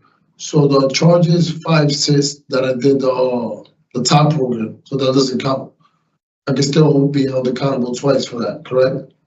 Oh, I believe what he's referring to is because of the drug and alcohol usage, he received a 30-day sanction and also was sent to the App Foundation, which he completed. So he believes that it's double jeopardy, that he's being violated based upon something that's already been addressed. I believe that's his argument. And I've explained that to him. Thank you. Gotcha. Yeah, you weren't violated on parole for those. Now you're being violated on parole for those. So yes, you can be charged with that. Twice, okay, so double jeopardy, okay. It's not double jeopardy. I haven't seen you. You have not been violated for that. If you have been issued a sanction in the facility, then that's that happens. Yes, but that's not, so you were not violated on parole for that. Yeah, this is a separate administrative remedy. Double jeopardy only applies in court if you're prosecuted in court for the same crime twice. Okay. All right, so Pierre Richardson, was anything you did you want to say something before I announce my findings? No, ma'am. Okay, so I'll be right with you with my findings.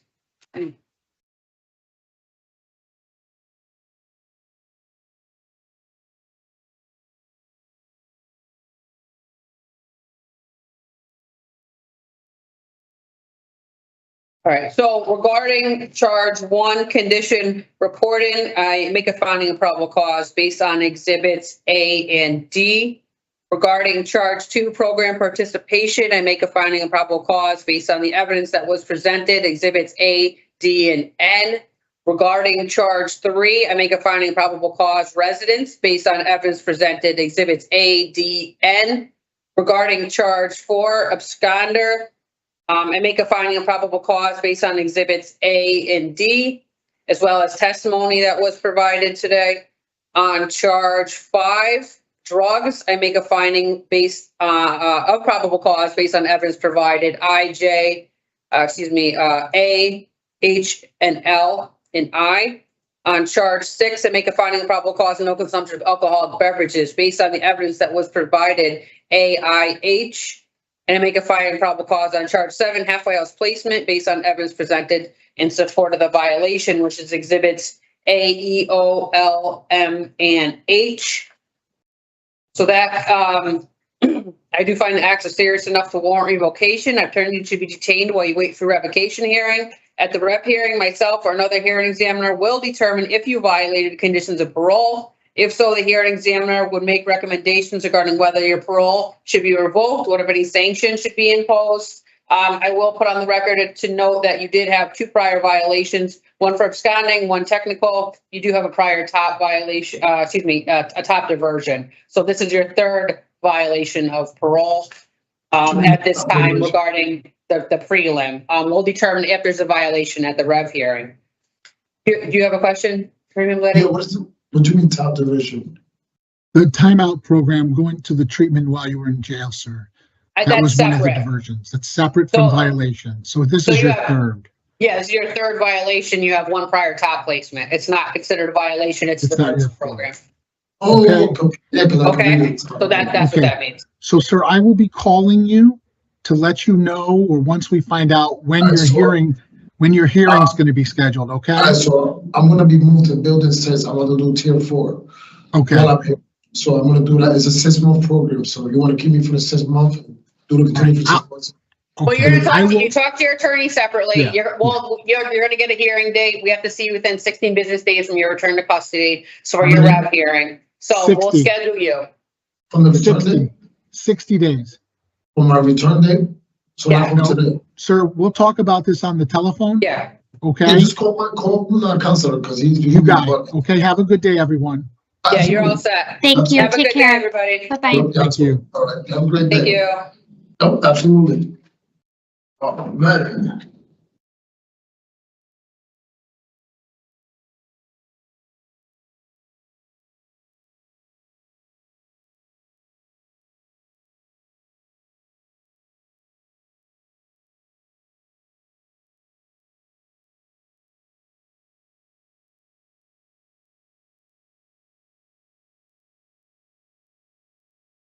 Good morning, sir. Morning. Mr. Simmons? Yes. Okay, we're here today for your preliminary hearing. Okay. All right, so we're. Good morning, I'm P.O. Meissner, a hearing examiner for the Board of Paroles and Paroles. This is a preliminary hearing starring Simmons Joseph, number 297724. Today is January 29th, 2025. This hearing is being conducted via video at the BOPP Central Office in Carl Robinson Correctional Institution. This is a public hearing. Public access to this hearing is available via video live stream. Can you please state your full name and DOC inmate number for the record? Yes, Joseph Simmons, inmate number 297724. Thank you. This is a preliminary hearing, which the purpose is under Connecticut law to determine if there is probable cause to believe you commit an act that violated the conditions of your parole, determine the act is sufficiently serious to warrant revocation of your parole, and to determine you should be held in prison pending further proceedings. The state, not you, has responsibility to show there's probable cause to believe you violated one or more conditions of your parole. If I do not find probable cause, I'll reinstate your parole, which means releasing you and placing you back on parole supervision. If I find probable cause and determine the act is sufficiently serious to warrant revocation, you may be held in prison pending further proceedings. You should know a preliminary hearing is an adversarial proceeding. Anything you say at this hearing can be used against you. This hearing is being recorded. So this is the procedure. Read you your rights. Then we're going to review the parole violation charge. State your PO is bringing against you. I will review and identify exhibits filed for the record. You will then have an opportunity to address the issue of probable cause and the severity of the allegations. At the conclusion of the hearing, I will inform my findings, which are based on the available evidence. Do you have any questions about the purpose or procedure? No. Okay. No. You important rights. You have the right to have an attorney present. Do you want to continue without counsel? Yes.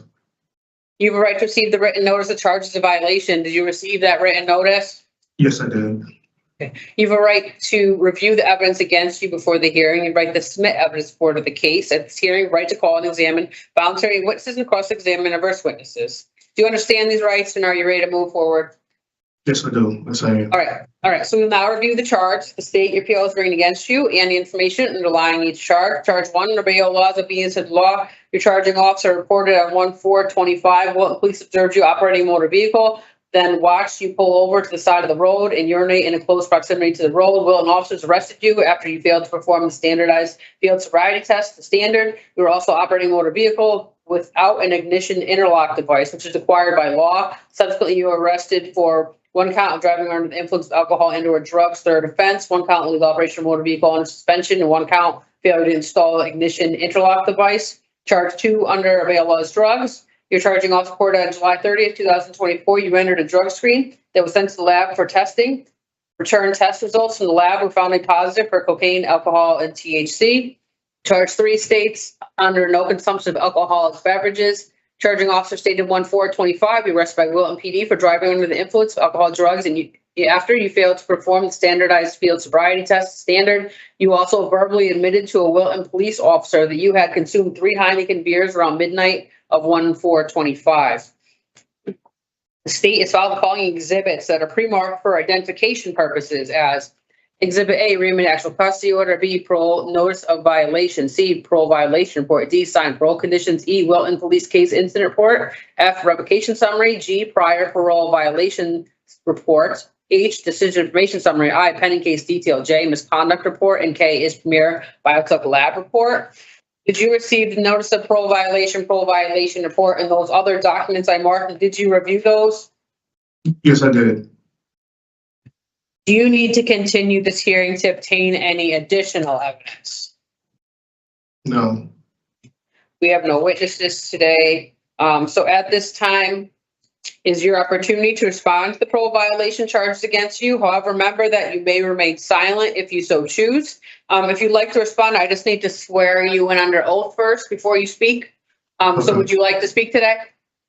Yes. Okay, please raise your right hand. You solemnly swear, solemnly affirm, as the case may be, that the evidence you shall give in this case should be the truth, the whole truth, and nothing but the truth, so help you God upon penalty of perjury. I do. All right, go ahead. So yeah, like I said, I had consumed 3 beers. I wasn't drunk. I'm 245 pounds, so 3 beers, but I did have to go to the bathroom. I did everything they asked me to do. I handed them as soon as I seen the officer come behind me. I explained, I apologized to the officer and said, I'm sorry, I just really had to use the bathroom. I immediately gave him my license and I went back, sat in my car and turned it off. We were talking and he said he smelled alcohol. I said, I had 3 beers. I said, I had 3 Heinekens that's like about 5 hours ago. So I guess that would put that at midnight. He asked me where I was going. I told him I was on my way home. I did everything he asked. He wanted to do the field sobriety test. I did all of that before I can even finish. They was already putting me in handcuffs saying that I didn't do what they wanted me to do or something like that. But I said, officer, I did everything you asked me to do. He said I didn't do it right, which was fine. I said, okay.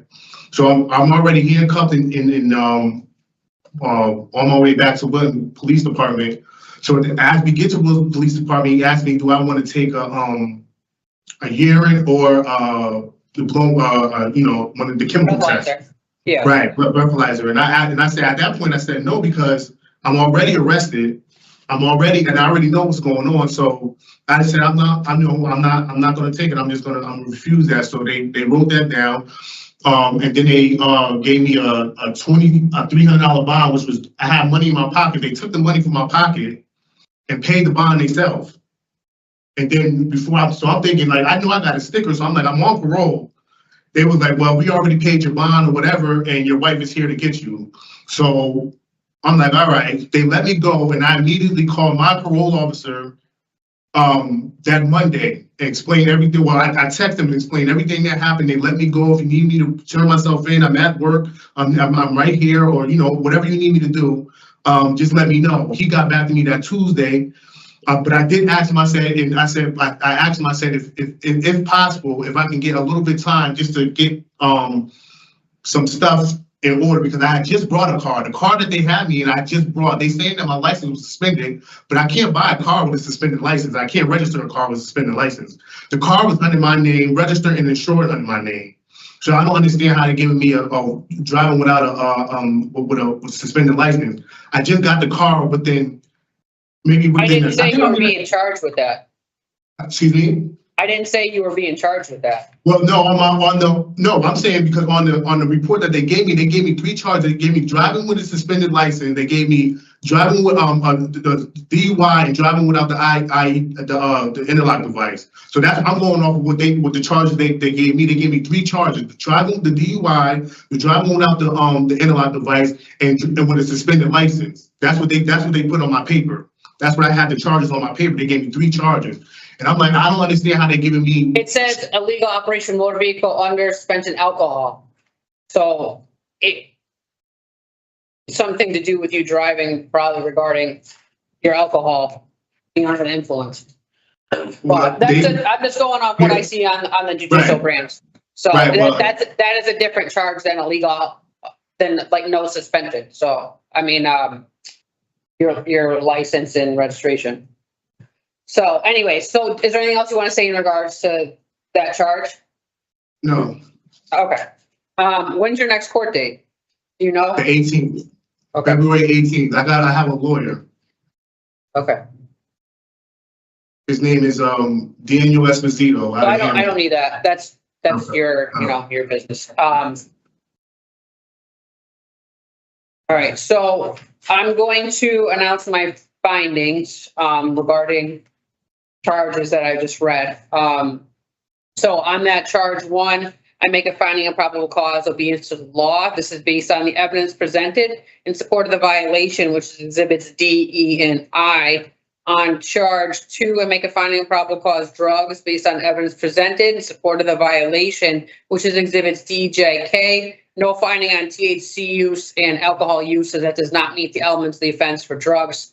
Charge 3, I make a finding of probable cause, condition no alcohol consumption based on evidence and testimony presented, which is exhibits D and E. I find the acts are serious enough to warrant revocation. Attorney should be detained while you wait for revocation hearing. So upon disposition of those charges, I'm going to be notified of the outcome of your case. When I'm notified and those are disposed of, I'm going to bring you back, and then we determine if there's a parole violation or not.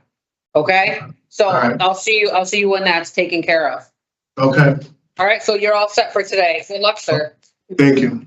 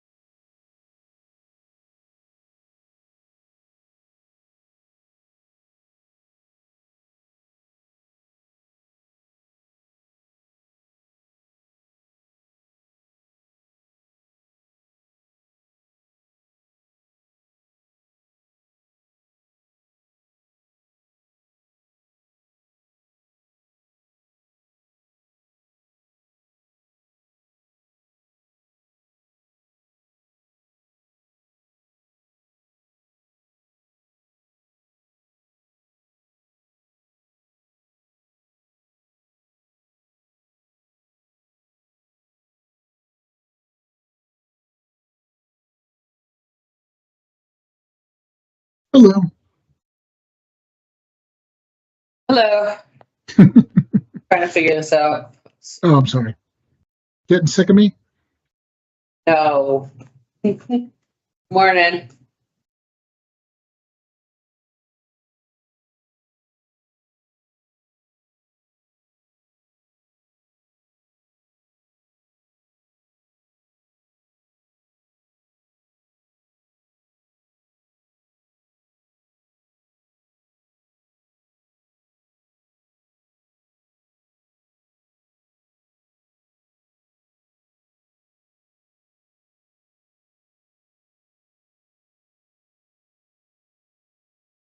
All right, so I am going to, with this next block coming up, I'm going to do Delgado, then Roberson, then I'll do Meadows, McNeir, and then I'll do Ramos last. So I'll do yours first, then I'll do Alfonso's 2, and then I'll do the other guy with nobody last.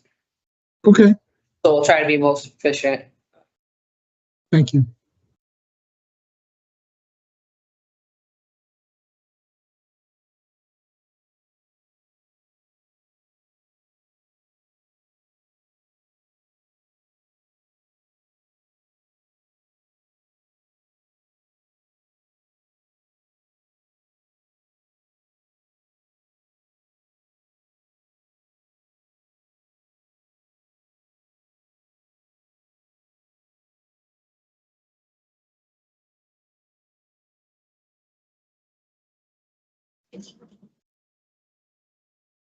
Good morning. Morning. So can I do, please, Delgado? Let me start my I was list. hoping you went on your list, because that's who I have here. So I'll do Delgado first. Then Yeah. I'm gonna go to Roberson, okay. Roberson, and then I'll do Meadows, McNeir, Okay, and then Ramos is last. Ramos is last. Okay. Thank you very much. You're welcome, Delgado. Come right in. I have you right in here. Good morning, Mr. Delgado.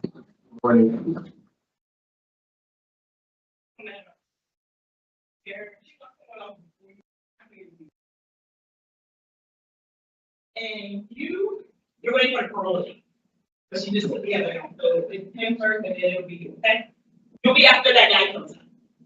High school will be starting on 15.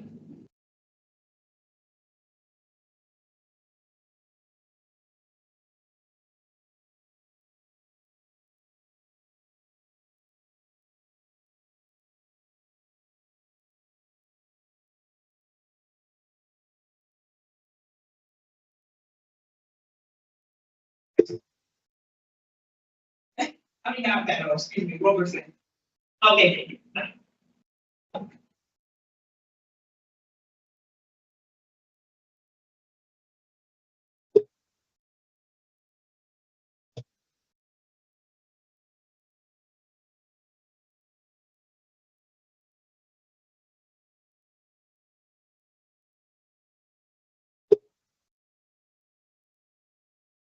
One second, I'll be right with you.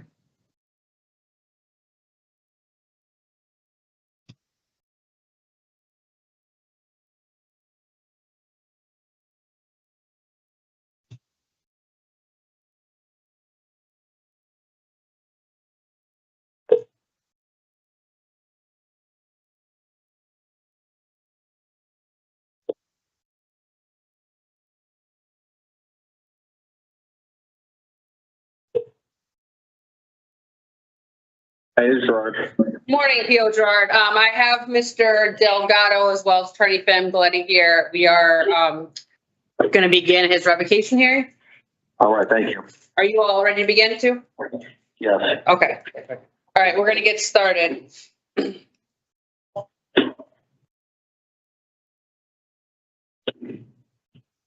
morning, I'm P.O. Meissner, hearing examiner for the Board of Pardons and Paroles. This is a revocation hearing for Delgado Nisaiah number 436653. Today is January 29, 2025. This hearing is being conducted via video at the BOPP Central Office in Osborn Correctional Institution.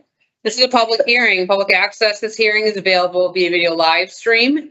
Can you please state your full name and DOC inmate number for the record, sir? Nisaiah Delgado, 436653. Thank you. We have parole officer present. Please identify yourself for the record. Parole officer Gerard. And we have attorney present today. Please identify yourself for the record. Yes, good morning. Public Defender Robert Famiglietti of the Parole Revocation Unit. This is a revocation hearing to determine whether you have violated the conditions of your release. I will review and make findings of facts to each of the charges against you. The state, not you, has responsibility to prove the allegations by preponderance of evidence, that is. The better weighted evidence must establish that more probable than not the allegation is true. If I do not find there is a preponderance of evidence to support a violation of one or more conditions of your parole, I will reinstate your parole, which is releasing and placing back on parole supervision. If I find that you have violated one or more conditions of your parole, I will consider whether or not your parole should be revoked. If I recommend revocation, I'll make recommendation as to appropriate sanction, and my recommendation will be given to a panel for a final decision. If the panel wishes to impose a sanction beyond my recommendation, a supplemental hearing would be provided to justify additional confinement. This is the procedure. I'm going to read you your rights. Then we will review the parole violation charge the state your PO is bringing against you. I will review and identify exhibits filed for the record. The state will then have an opportunity to present a relevant testimony. After the state is finished, counsel will have the same opportunity. After considering all the evidence presented, I will announce my findings. If I find you have violated one or more conditions of your parole, the state will have an opportunity to speak to your background and history. After the state is finished, you will have the same opportunity. Do you have any questions about the purpose or procedure? No, thank you. Okay. Important rights today, the right to have an attorney present. You have counsel here. You have a right to receive the written notice of charges of the violation. Did you receive the written notice? Yes. You have the right to review the evidence against you before this hearing. You have the right to submit evidence in support of your case. You, at this hearing, have the right to call and examine voluntary witnesses or cross-examine adverse witnesses. Do you understand these rights? Now you're ready to move forward? Yes.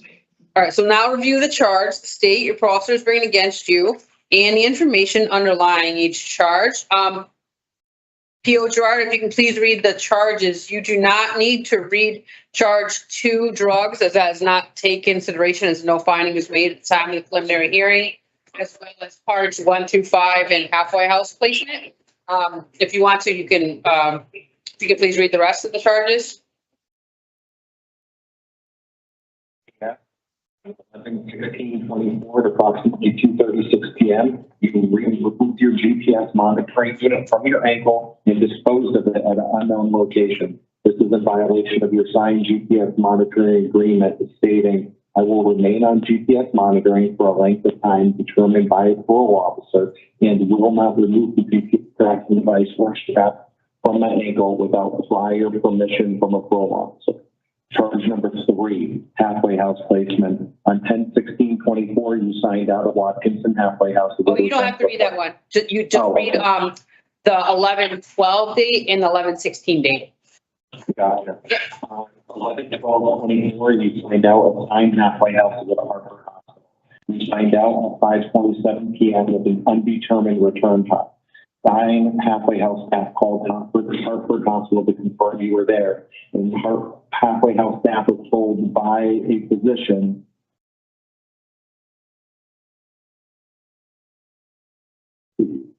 was told by the hospital staff that you left Hartford Hospital without being seen by a physician. This PO was notified immediately. Your GPS point was placed to 11 Baton Street, which this PO knew to be a family member's address. You did not have permission to be at this residence. This is in violation of your signed halfway house agreement. Specifically, I will only go to locations on the approved community pass. On 11/16/24, you signed out a signed halfway house to go to Hartford Hospital. You signed out at 8:15 p.m. with an undetermined return time.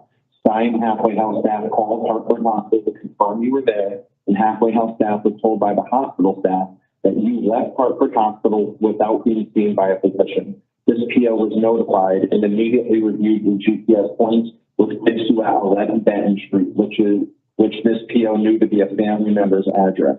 You did not have permission to be at this residence. Over the subsequent days, this PO attempted to locate you via calls to your emergency contact, local hospitals, and police departments with negative findings. Your whereabouts in the community were unknown until you were located and detained by parole on 11/19/24 at Hartford Hospital in the city of Hartford. This is in violation of your signed halfway house agreement. Specifically, I will not leave physical confines of the facility or the property thereof, except for traveling to and from work, or authorized by facility of parole and community service division. Thank you. And the state has filed the following exhibits pre-marked for identification purposes as Exhibit A, notice of parole violation; B, notice of parole rights; C, agreement to actual custody order; D, PCS conditions; E, halfway house agreement; F, GPS monitoring agreement; G, Watkinson halfway house disciplinary report; H, offender misconducts; I, Watkinson halfway house disciplinary report; J, offender misconducts; K, Watkinson half house incident report; L, misconducts; M, Watkinson halfway house incident report; N, Community Solutions Inc. abscond report; O, voluntary drug admission; P, Premier Biotech Labs toxicology lab reports; Q, offender misconduct, as well as R, S, Stein halfway house residential discipline handbook; T, voluntary drug admission; U, Allied Universal Electronic Monitoring report; B, Stein halfway house residential incident report; W, Allied Universal Electronic Monitoring report; and X is parole violation report. Did you receive notice of parole violation report, and those other documents I marked? Did you review those? Yes, we have. All right. Council's filed the following exhibit that is pre-marked for identification purposes. Defense Exhibit 1, list of parole accomplishments and future plans for parole reinstatement. Do you need to continue this hearing to obtain any additional evidence? No, we do not. We have no witnesses. So at this time, the state will have an opportunity to speak to any of the evidence submitted. I'm going to swear in P.O. Gerard as well as Mr. Delgado in the event that you would like to speak. So please raise your right hand.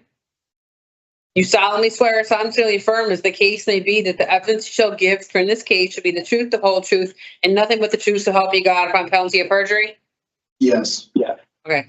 So P.O. Gerard, would you like to say anything in regards to the charges at this time?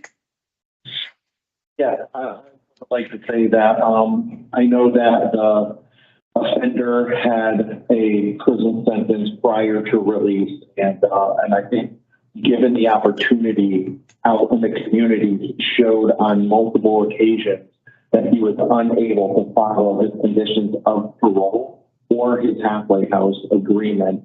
So when we were finally able to locate him, we were able to, when we remanded him, he really had nothing to say, unfortunately, about it. And there were multiple times where, and what I say was, when I saw him at the hospital, when we were able to remand him, there was no feelings or verbalization of any kind of remorse or anything like that, owning up to really anything that he had done regarding that.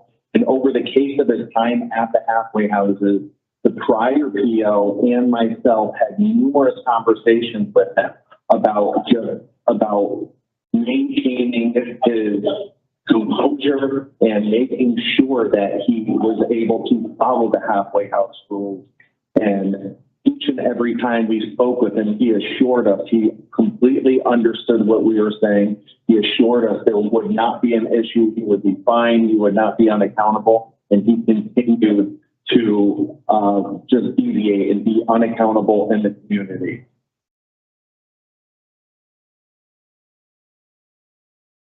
Okay. Thank you.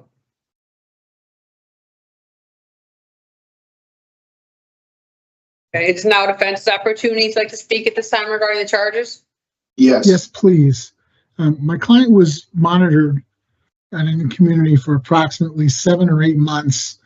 In the first 7 months, there were no issues until October, and there were no findings made for the October findings.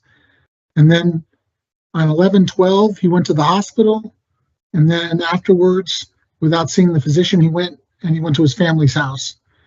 And then on 11/16, he removed his GPS and went to the hospital, and then was at his parents' or his family's address without permission for only 3 days, and then he was apprehended. So it's not as though he was out in the community a lengthy period of time. It's not as though he had a lot of misconducts. The misconducts he had were for the incidents above, many of which there were no findings. The PO had left it up to the board and stated that he needs substance abuse treatment and mental health treatment. This is my client's first violation. There's no arrests. It's a nonviolent violation. He's 21 years old. His mother, grandmother, 2 brothers, 2 sisters, and We don't have to go to that fiance. part yet. Oh, I'm sorry. I'm No, it's sorry. okay. Thank you. No other comment as to probable cause. I mean, predominance. Okay. So what I'm going to do is I'm going to announce my findings with respect to the charges. So regarding that charge 1, I do find you violate condition GPS based on evidence provided, supported the charge, exhibits F, D, and W. On charge 3, I do find you violate condition halfway house placement based on evidence that was provided, exhibits D, E, S, U, part 6, and D, B, E on part 7. As I previously stated, charge 2, as well as parts 1 through 5 are not taken in consideration on the halfway house placement condition, as no findings are made at the prelim and no new evidence was submitted. So that includes the fact-finding portion of the hearing. Before I make a recommendation, the state will have an opportunity to speak to your background and history. After the state is finished, council will have the same opportunity. This purpose part of the hearing is to help determine what outcome I will recommend. So, P.O. Gerard, would you like to say anything at this time in regards to that? No, I wouldn't. Thank you. Okay. Attorney Famiglietti? Yeah, just, I'm sorry before I had started. He's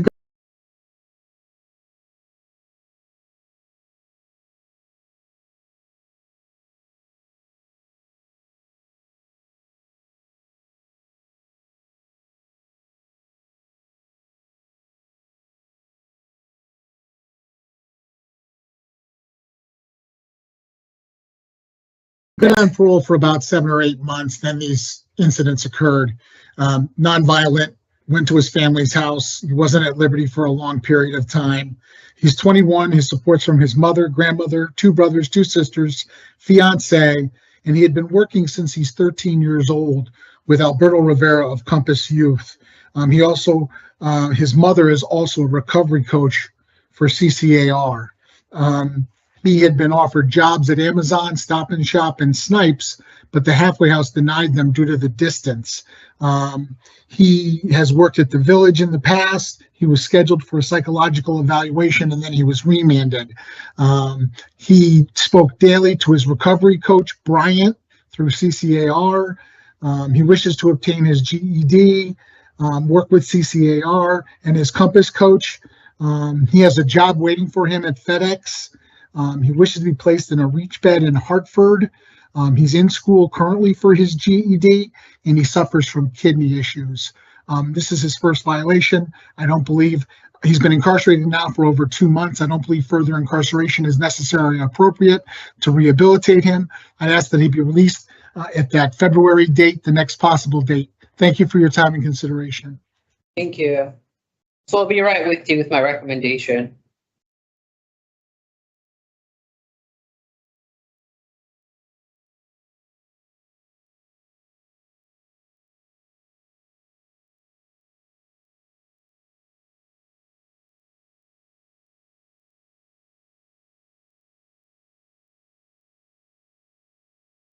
So I have reviewed all the evidence provided by the state. I've listened to testimony. I will put on the record, the defender was in the community for only a month and 10 days before being returned to custody on this discretionary parole, which you are on until, well, you were given the opportunity to be on until 2027. So that is a substantial amount of time that they've given you to be on parole. You don't have any prior violations. You did receive 5 misconducts in this short period of time of a month and 10 days.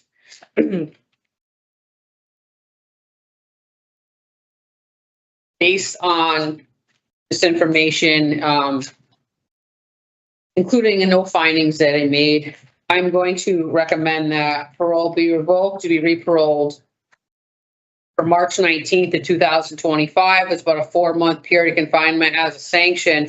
I recommend the following parole conditions: halfway house placement, no consumption of alcoholic beverages, mental health evaluation and treatment as deemed necessary, behavior management program for anger management, no contact with your co-defendant Jordan Tromley, operation of a motor vehicle, and general no contact with Douglas Carpenter.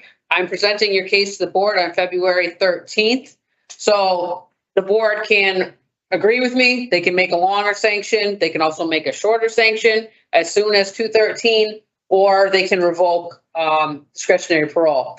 Please be aware that this can all be revoked and you can remain incarcerated 2027 if you do not comply with your conditions. I know that you're aware of them. I know you know what you did was not the right course of action, and I expect that you correct that now that I'm giving you or recommending an opportunity to go back out into the community. So I recommend that you take this opportunity that I'm trying to recommend to you to do the right thing out there, take care of your health, and get set up before you are off of parole. So that means communicating with your parole officer and being where you're supposed to be located. All right, you understand that? Yes. All right, so you understand you come back, you're gonna sit in there probably until you're done. 'Cause Yes. You need to understand that, and just so that you don't come back here and do what you're supposed to do. You have job opportunities. We can set you up with housing, so make sure you take care of yourself and do what you're supposed to do out there. Do you have any questions? No, not at this time. Okay, so you'll know February 13th what the board's decision is. You'll get it in writing from the parole board about a week after you get it in writing, as well as you can speak to your attorney that day. Okay? Okay. All right, so you're all set, sir. All right. Thank you, P.O. Gerard. Have a good day. You just gotta put your mask on the way in the hall.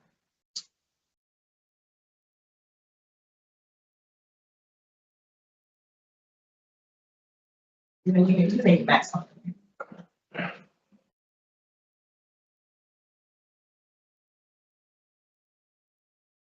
Morning, Mr. Roberson. Yes. We'll be right with you.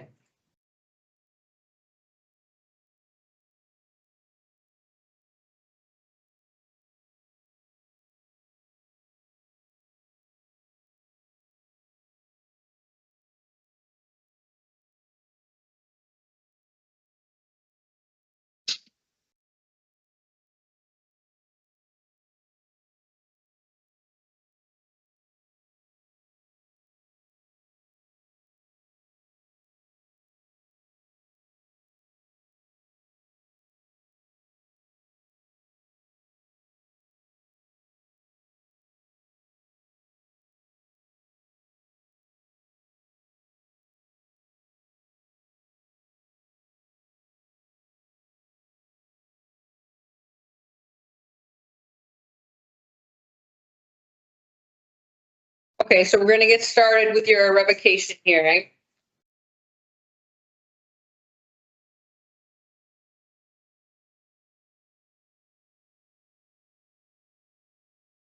Good morning, I'm P.O. Meissner, hearing examiner for the Board of Pardons and Paroles revocation hearing starting Roberson Brandon, number 355667. Today is January 29th, 2025. This hearing is being conducted via video at the BOPP Central Office in Osborn Correctional Institution. This is a public hearing and public access. This hearing is available via video live stream. Please state your full name and DOC inmate number for the record. Brandon Roberson, 355-667. You have counsel here today. Please identify yourself for the record. Yes, Public Defender Robert Famiglietti of the Parole Revocation Unit. Hello, sir. This is a revocation hearing to determine whether you have violated conditions of your release. I will review and make findings of facts to each of the charges against you. The state, not you, has responsibility to prove the allegations by a preponderance of evidence, that is. The better weighted evidence must establish that, more probable than not, the allegation is true. If I do not find that there is a preponderance of evidence to support a violation of one or more conditions of your parole, I'll reinstate your parole, which is releasing and placing you back on parole supervision. If I find that you violated one or more conditions of your parole, I will consider whether or not your parole should be revoked. If I recommend revocation, I'll make a recommendation as to appropriate sanction, and my recommendation be given to a panel for a final decision. If the panel wishes to impose a sanction beyond my recommendation, a supplemental hearing would be provided to justify additional confinement.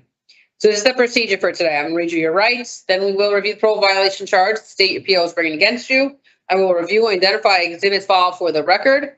Counsel will then have an opportunity to present relevant testimony.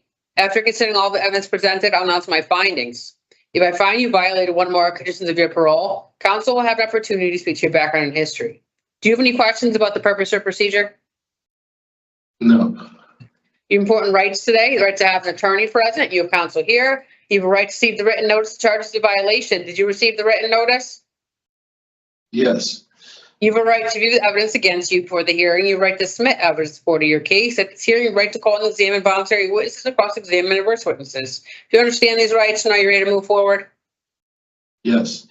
Okay, so we now review the charge the state appeal is bringing against you and the information underlying each charge. Charge 1, release restriction absconder. Your charging officer reported on 1/11/24 at approximately 8:39 a.m. You signed out of the Sierra Center work release on an approved community pass at Amazon, North Haven, Connecticut, with a return time at 8:30 p.m. 8:30 p.m. You never returned to scheduled. You were unaccountable in the community, did not have authorization to be anywhere other than Amazon. As a result of your action, you were unsuccessfully discharged from Sierra Center work release. Charge 2 under bail loads drugs. The charging officer reported on 11/19/23 you rendered a urine that subsequently tested positive for cocaine.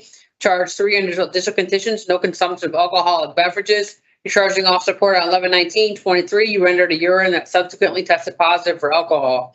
And the state has filed the following exhibits that are pre-marked for identification purposes as Exhibit A, parole violation; B, notice of violation; C, notice of parole rights; D, parole conditions; E, remand in custody; F, quest lab report 11/23/23; G, misconduct report 11/23/23; H, halfway house infraction 11/29/23; and I is halfway house incident report 1/11/24. Did you receive notice of parole violation report, and those other documents I marked, and did you review those? Yes, Yes. All right. And counsel has filed the following exhibit pre-marked for identification purposes. Defense Exhibit 1, list of parole accomplishments and future plans for parole reinstatement. Do you need to continue this hearing to obtain any additional evidence? No, we do not. Okay. We have no witnesses. I will put on the record, there is an addendum which reported on 2/7/24, the BOPP did issue an absconder warrant for the offender. So now it is defense's opportunity if you'd like to speak at this time. Yes, just initially, I know my client was speaking with Attorney Jones, my supervisor, this morning, and she just wanted to apologize for having to rush off the phone. Okay, sir? Okay. As to the preponderance standard, as to charges 1, 2, and 3, we have no comment, only that charges 2 and 3 occurred on the same day, and it's over a year ago. Thank you. Thank you.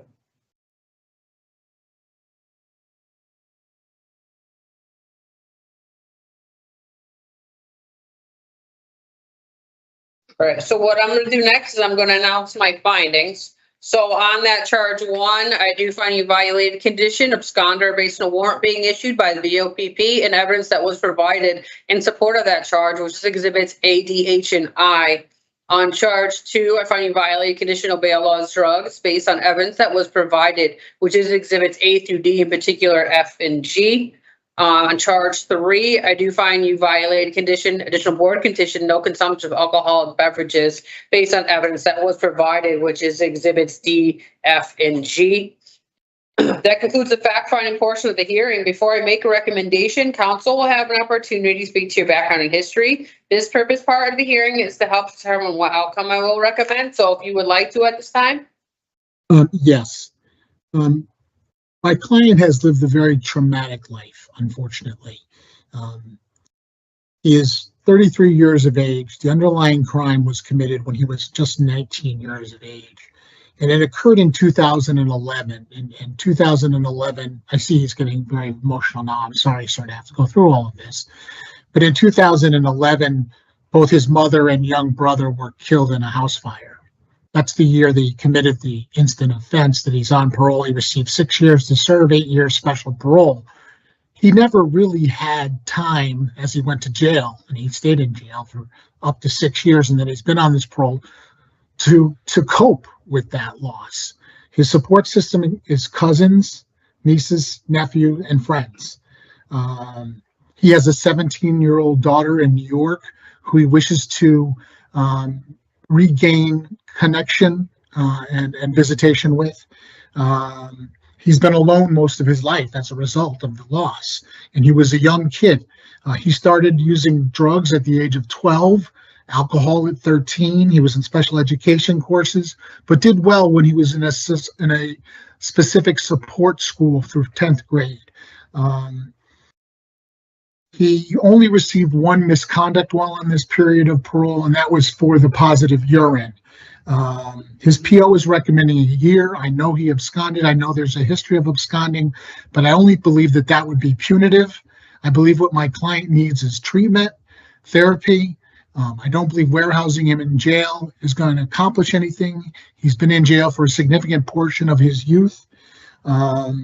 He has an excellent work history. He worked at a Bate restaurant. He worked at Amazon. He's also worked fixing bathrooms and building porches, doing roofing and landscaping.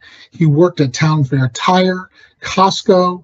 He was offered a job, but he was remanded at Southern Connecticut Pallets. He's worked at Catholic Family Charities in the past, received treatment at Sierra Center. He's suffering currently from a sciatica nerve damage in his back. He's duly diagnosed.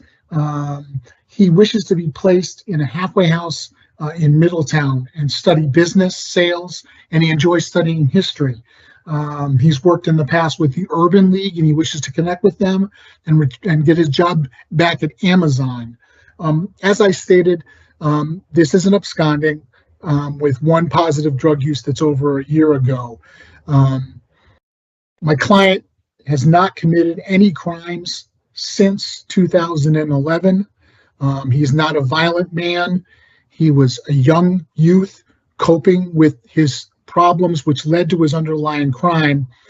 And I only believe that further incarceration of my client will just compound his problems.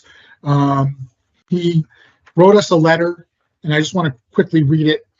In 2011, I lost my mother and, quote, my family to be honest.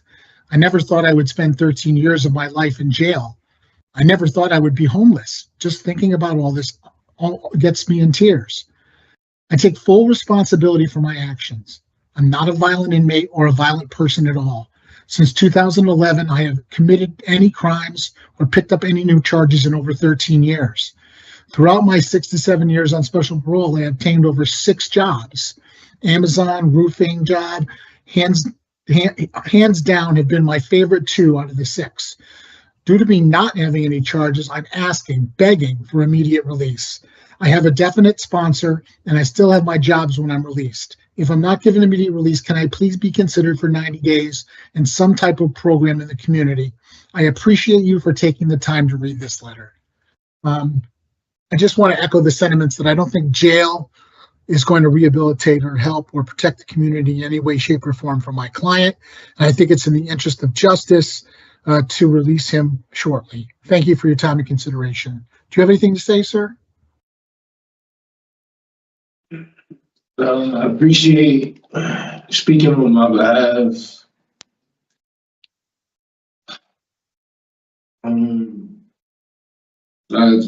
You said anything I basically would have said.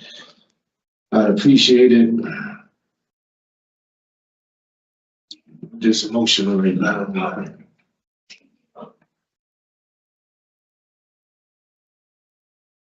That's it. That's it. I appreciate the statements, as well as your letter. I will put it on the record. I did review all the evidence that was provided by the state. I did listen to the testimony. I am going to put on the record, this is your 6th time absconding on this period of supervision, which means that you're not allowing us to give you any type of help or treatment because you're running so often. This is why you're still on special parole, or else this would have been done. You have a misconduct. You were only out there less than 4 months in the community before you absconded for this 6th time, and were gone for about 10 months before you returned to custody. It is very concerning that you do not allow yourself the opportunity to be in the community and to get services through the help of parole, because you've left every single time. We put you in halfway houses. You've had numerous placements, which you do not give yourself the opportunity to do well because you run. Unfortunately, you have this pattern, and you are on supervision until June of 2027. So every time you do this, you're jeopardizing you going back out into the community. Excuse me. For some reason, we have August 13th of 26 For what? for when his special parole expires. When do you have the date? We have August 13th of 2026. June 2nd of 2027 is, with the absconder time, is his end of special parole date. Okay. Okay.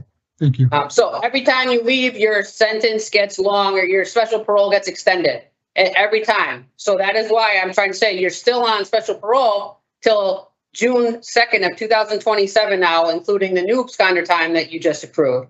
So you keep lengthening the amount of time that you're on supervision, but you're not allowing yourself to be on supervision in the community because you keep leaving. So it is very concerning that we cannot help you when you leave, and you've continued to do this since your release of May of 2017. So 6 times, it is a lot, I have to say. I mean, you have something you want to say right now? Yeah, I think I figured my problem out.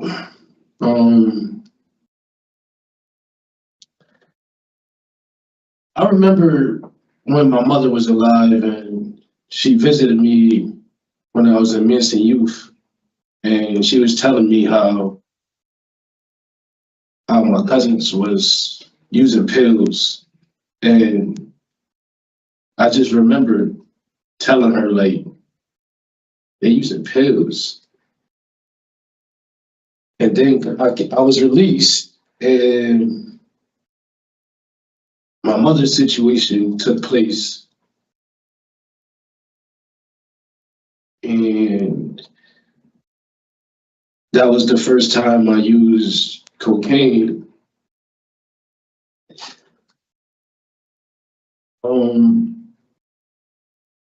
Every time I'm released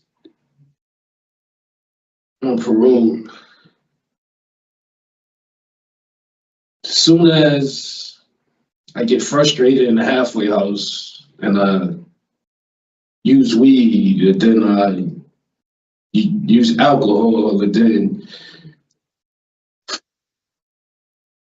go to all I know, using cocaine. And this time, I remember sitting in my cell trying to figure out what was my issue. And now I know cocaine influences me to make impulsive decisions. I get that, and I am glad that you're starting to listen to yourself or thinking about your actions and how it's relating to hindering you moving forward in your life, because we can't get you treatment if you leave, and you're doing that every single time. You were set up to have treatment for mental health, as well as you should have got substance abuse treatment in the community, but you're leaving. You're not allowing yourself to learn anything or to learn how to deal with these things. And it is unfortunate. These are the decisions you're making, and you're not just absconding for a day. You've absconded 10 months this past time. So although you may use cocaine and that hinders your thought process, you're sober some of these days in the 10-month period where you could have talked to your officer and this could not have happened again. So you need to be more proactive in your recovery next time in working out there, and so this doesn't happen, because you're preventing yourself from moving forward in your life. And it does, I think, is going to take you time to think about things, and I'm glad you started to, and how it relates to your actions and your choices and how it's affecting your life. Based on all this information and everything that I have in front of me, I am going to make a recommendation that parole be revoked. You be re-paroled for May 26th of 2026. This is about a year and 6-month period of confinement as a sanction. I'm trying to give you a year left for supervision in the community instead of revoking you completely, so that you can connect to services before you are off completely. I want you to have that ability, which is why I'm not revoking completely. I'm going to recommend the following parole conditions: halfway house placement, no consumption of alcoholic beverages, mental health evaluation and treatment as deemed necessary, no contact with your victims, DHVWOM, OB and EV. My findings are going to the parole board on February 13th. Now, like I said, this is a recommendation of mine. This is not the decision. The board's going to make the decision February 13th, as you know. So they're going to get the decision that day. You're going to know. You can talk to your attorney. You're going to get it in writing about a week after what the board's decision is. Just know the board can revoke all your special parole. I do want to see you having one last opportunity out there before you're off to be connected to services. And I hope you use the time in there to get involved in programming and planning your release whenever it is that you go back out, so you can connect to these services before you make poor decisions impulsively. So do you understand what I said? I want you to be able to think about things in connected treatment, so that you do not, I want you to get off the supervision eventually, successfully. So, like I said, I want to give you one more year, at least in the community, to be back out there. So this is a recommendation, and you'll know February 13th, okay? So Brandon, give me a call anytime you want, okay? And we'll talk about this, okay? And call me on the 13th in the afternoon, and I'll tell you what the board decided, okay? Is it possible that I could go to New York with my daughter family? That we can talk about over the phone. You're But not you're going to gonna be able have to go there right from here because Right. of your absconding history. We can't ship you to another state. You show compliance. That's when you can do things like that and apply for that. But try to get yourself under, take care of yourself first right now. Call me if you want to. We'll talk on the 13th also about what the sanction is, and then we'll work from there. Okay, Brandon? Okay, have a good day. I wish you the best of luck, sir. You're all set Good for luck. today.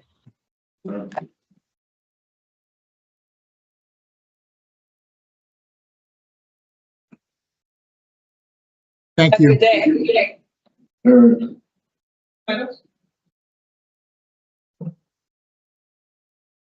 Morning, Attorney Sirica. Good morning. Can you hear me and see me? Yes. Was the coffee cold? Is that how I ended up at the bottom of the list? Always cold. Yeah. Morning, Mr. Meadows. Morning. How you doing, Cody? I'm doing good, you? Good. P.O. Richardson, can you hear me? I can. Perfect. Hi, Okay, Mr. Meadows. Hi. Okay, so we are going to get started with your revocation hearing, sir. Good morning. I am P.O. Meisinger, hearing examiner for the Board of Pardons and Paroles. This revocation hearing starting Meadows Cody number 283524. Today is January 29th, 2025. This hearing is being conducted via video at the BOPP Central Office in Osborn Correctional Institution. This is a public hearing. Public access to this hearing is available via video live stream. Can you please state your full name and DOC inmate number for the record, sir? Cody Meadows, 283524. We have a parole officer present. Please identify yourself for the record. Parole Officer Richardson of the Mental Health Unit. And we have attorney present. Please identify yourself. Sure. Attorney Alfonzo, Sirica, Public Defender with the Parole Revocation Unit on behalf of Mr. Meadows. This is a revocation hearing to determine whether you have violated the conditions of your release. I will review and make findings of fact as to each of the charges against you. The state, not you, has responsibility to prove the allegations by a preponderance of evidence, that is. The better we your evidence must establish that, more probable than not, the allegation is true. If I do not find that there is a preponderance of evidence to support a violation of one or more conditions of your parole, I will reinstate your parole, which is release you and place you back on parole supervision. If I find you have violated one or more conditions of your parole, I will consider whether or not your parole should be revoked. If I recommend revocation, I'll make a recommendation as to appropriate sanction. My recommendation will be given to a panel for a final decision. If the panel wishes to pose a sanction beyond my recommendation, a supplemental hearing would be provided to justify additional confinement. So this is the procedure for today. I'm going to read you your rights. Then we will review the parole violation charge, state your PO is bringing against you. I will review and identify exhibit file for the record. The state will then have an opportunity to present a relevant testimony. After the state is finished, counsel will have the same opportunity. After considering all the evidence presented, I will announce my findings.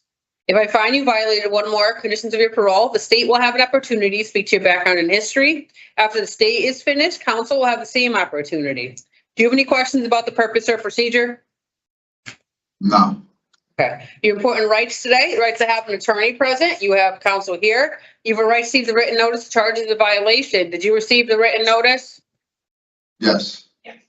You have a right to view the evidence against you before the hearing. You have a right to submit evidence for the case at this hearing. You have a right to call and examine voluntary witnesses and cross-examine adverse witnesses. Do you understand these rights and are you ready to move forward? Yes. So now review the charge the state your parole officer is bringing against you and the information underlying each charge. So P.O. Richardson, please read the charges. Charge number 1, GPS. On 12/21/23, you initialed and signed a GPS monitoring agreement. Specifically, I am responsible to ensure the GPS tracking device remains charged by connecting the charging cable to the tracking device and plugging the charging cable into an electrical outlet for at least 2 hours each day. And I will remain at my approved residence between the following hours, 9 p.m. to 6 a.m. On 1/27/24, you allowed your GPS unit to shut down from 1:49 p.m. to 9:17 p.m., an approximate 7-hour and 28-minute shutdown. On 5/4/24, you allowed your GPS unit to shut down from 10:30 a.m. to 10:08 p.m., an approximate 11 hours and 38-minute shutdown. On 5/6/24, you left your residence from 12:35 a.m. to 12:40 a.m. On 5/6/24, you allowed your GPS unit to shut down from 7:55 p.m. to 9:16 a.m. on 5/7/24, an approximate 25-hour and 16-minute shutdown. On 5/31/24, you left your residence from 9:19 p.m. to 9:26 p.m. and from 10:32 p.m. to 10:39 p.m. On 6/1/24, you returned home at 9:23 p.m. On 6/2/24, you returned home at 9:11 p.m. On 9/6/24, you allowed your GPS unit to shut down from 7:17 a.m. to 1:13 p.m., an approximate 5-hour and 56-minute shutdown. On 9/11/24, you allowed your GPS unit to shut down from 4:18 a.m. to 9:39 a.m., an approximate 5-hour and 21-minute shutdown. On 11/8/24, you allowed your GPS unit to shut down from 2:30 a.m. to 4:46 a.m., an approximate 2-hour, 16-minute shutdown. Charge number 2, curfew. On 12/21/23, you initialed and signed a GPS monitoring agreement. Specifically, I will remain at my approved residence between the following hours, 9 p.m. to 6 a.m. On 5/6/24, you left your residence from 12:35 a.m. to 12:40 a.m. On 5/31/24, you left your residence from 9:19 p.m. to 9:26 p.m. and from 10:32 p.m. to 10:39 p.m. On 6/1/24, you returned home at 9:23 p.m. On 6/2/24, you returned home at 9:11 p.m. Charge number 3, obedience to the law. On 11/19/24, you asked a staff member of Cheney Halfway House if another specific staff member was working that evening. When it was reported that the staff member did not know, you responded by saying, quote, "I'm going to punch him in the face," end quote. Later that morning, it was reported by staff that you went into the front staff office and picked up a wooden stick. You stated that you were going to hit the staff member in the face with the stick. Based on your actions, you were arrested and subsequently charged with CGS 53A-62, threatening second degree. On 11/20/24, you were arraigned at GA 14 where probable cause was met and bond was set at $5,000. Charge number 4, drugs. On 5/3/24, you used cocaine as evidenced by your signed voluntary admission of drug use. On 5/24/24, you used cocaine as evidenced by your signed voluntary admission of drug use. On 6/4/24, you used cocaine as evidenced by your signed voluntary admission of drug use. Charge number 5, halfway house placement. On 8/17/24, you signed out of Walter Brooks Halfway House on a pass from 10 a.m. to 1 p.m. to attend a church service at Old Stone Church. When staff called to verify the church services, they were informed that there were no services that day. Your whereabouts in the community were entirely unknown for 3 hours. This is a violation of the written rules of the halfway house. Specifically, I will only go to the locations indicated on an approved community pass unless changes have been authorized by staff. On 10/20/24, staff at Cheney House conducted a room search where marijuana was found in your property. This is a violation of the written rules of the halfway house. Specifically, I will not consume or possess alcohol or marijuana in the halfway house. On 11/17/24, 11/18/24, and 11/19/24, you did not take lamotrigine, a medication prescribed to you for mental health purposes. This is a violation of the written rules of the halfway house. Specifically, I will take all medications as directed. On 11/18/24, staff at Cheney Halfway House conducted a room search where a marijuana vape pen was found in your nightstand. Plastic bags with empty cans and bottles were also found in your property, which is considered contraband. This is a violation of the written rules of the halfway house. Specifically, I will not possess vape pens inside the halfway house. On 11/19/24, you were instructed by staff at Cheney House to render a urine for toxicology testing. You were informed that you could not leave the office until you could render the urine sample. You left the office after being instructed not to. This is a violation of the written rules of the halfway house. On 11/19/24, you made a threat to punch a staff member in the face and hit them in the face with a wooden stick. This is a violation of the written rules of the halfway house. Specifically, I will treat others with respect and not engage in verbal or physical altercations with other offenders, staff, or third parties. Based on your actions, you were unsuccessfully discharged from Cheney Halfway House on 11/19/24. Charge number 6, mental health treatment. On 5/13/24, you did not attend your scheduled mental health appointment, nor did you contact your therapist to report any reason that would prevent you from attending your appointment. On 11/17/24, 11/18/24, and 11/19/24, you did not take lamotrigine, a medication prescribed to you for mental health purposes. Thank you. And the state has filed the following exhibits that are pre-marked for identification purposes as signed conditions of parole is Exhibit A. B, remand actual custody order. C, notice of parole violation. D, parole violation report. E, signed GPS conditions. F, signed voluntary admission of positive test results for prohibited substances. G, Allen Universal event histories. H, Allen Universal position history map. I, signed offender misconducts. J, signed halfway house agreements. K, Walter Brooks resident handbook. L, community program pass agreement. M, Walter Brooks House residential disciplinary report. N, Community Solutions Adult Work Release Client Handbook. O, Cheney House Residential Disciplinary Report. P, Community Solutions Incident Report. Q, Email Correspondence. R, Video Evidence. S, Connecticut State Police Incident Report. T, Misdemeanor Summons Complaint. U, Criminal Appearance Bond. V, Notice of Rights Bail. W, State of Connecticut Judicial Branch Pending Case Detail. X, Cheney House Discharge Report. And Y, Board of Pardons and Parole Decision Information Summary. Did you receive notice of parole violation report, and those other documents I marked? Did you review those, sir? Yes. And council has filed the following exhibit that is pre-marked for identification purposes. Defense Exhibit 1, list of parole accomplishments and future plans for parole reinstatement. Do you need to continue this hearing to obtain any additional evidence? No. We have no witnesses today. I will put on the record, I received an addendum from PCS. The addendum reported on 12/13/2024, charge was sub to a breach of peace. The offender received an unconditional discharge for that. And at this time, the state is going to have an opportunity, if you'd like to speak to any of the evidence submitted. I am going to swear in Mr. Meadows as well as P.O. Richardson in the event that you would like to speak today. Can you please raise your right hand? You solemnly swear and solemnly sincerely affirm, as the case may be, you too, sir. Cody, raise your right hand. Thank you. Perfect. As the case may be, the evidence shall give, sir, in this case should be the truth, the whole truth, nothing but the truth, so help you God upon penalty of perjury? Yes. Yes. Okay, so P.O. Richardson, would you like to say anything at this time regarding the charges? Nothing. I mean, the charges itself in the violation report, I don't have anything to add on those. Just really as a summary, as the recommendation stands, I do understand that the threatening charge was subbed down and he was found guilty. of a lesser charge. However, even excluding that, there were 12 misconducts that were given throughout an approximate 11-month period of supervision, which included things for, like we had already discussed, GPS, curfew, drug use, mental health treatment, halfway house placement. However, we would like to note that although the threatening charge was subbed down, that Mr. Meadows' instant offense also is a threatening charge. Thank you.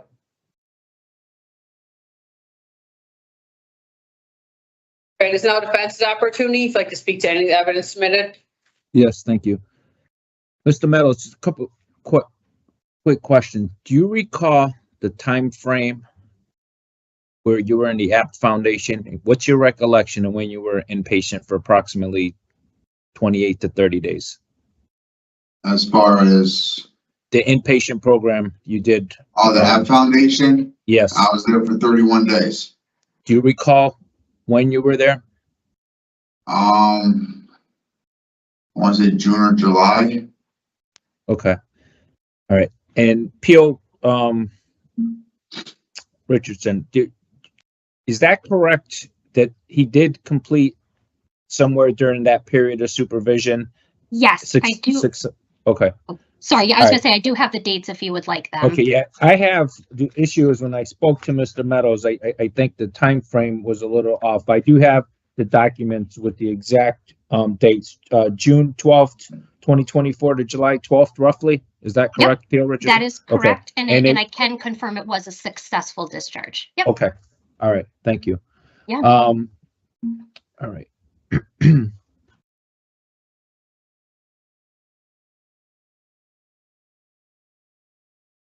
Mr. Meadows, the GPS shutdown, I know you're not disputing from the November 8th one. It was from 2:30 in the morning to 4:46 a.m. Do you recall where you were at that time? November? Yes, November 8th of 2024. The shutdown was from 2:30 a.m. to 4:46, approximately 2 hours and 16 minutes. Well, I believe I was at the Cheney house and I was in the middle of the night when I was sleeping. Okay. All right.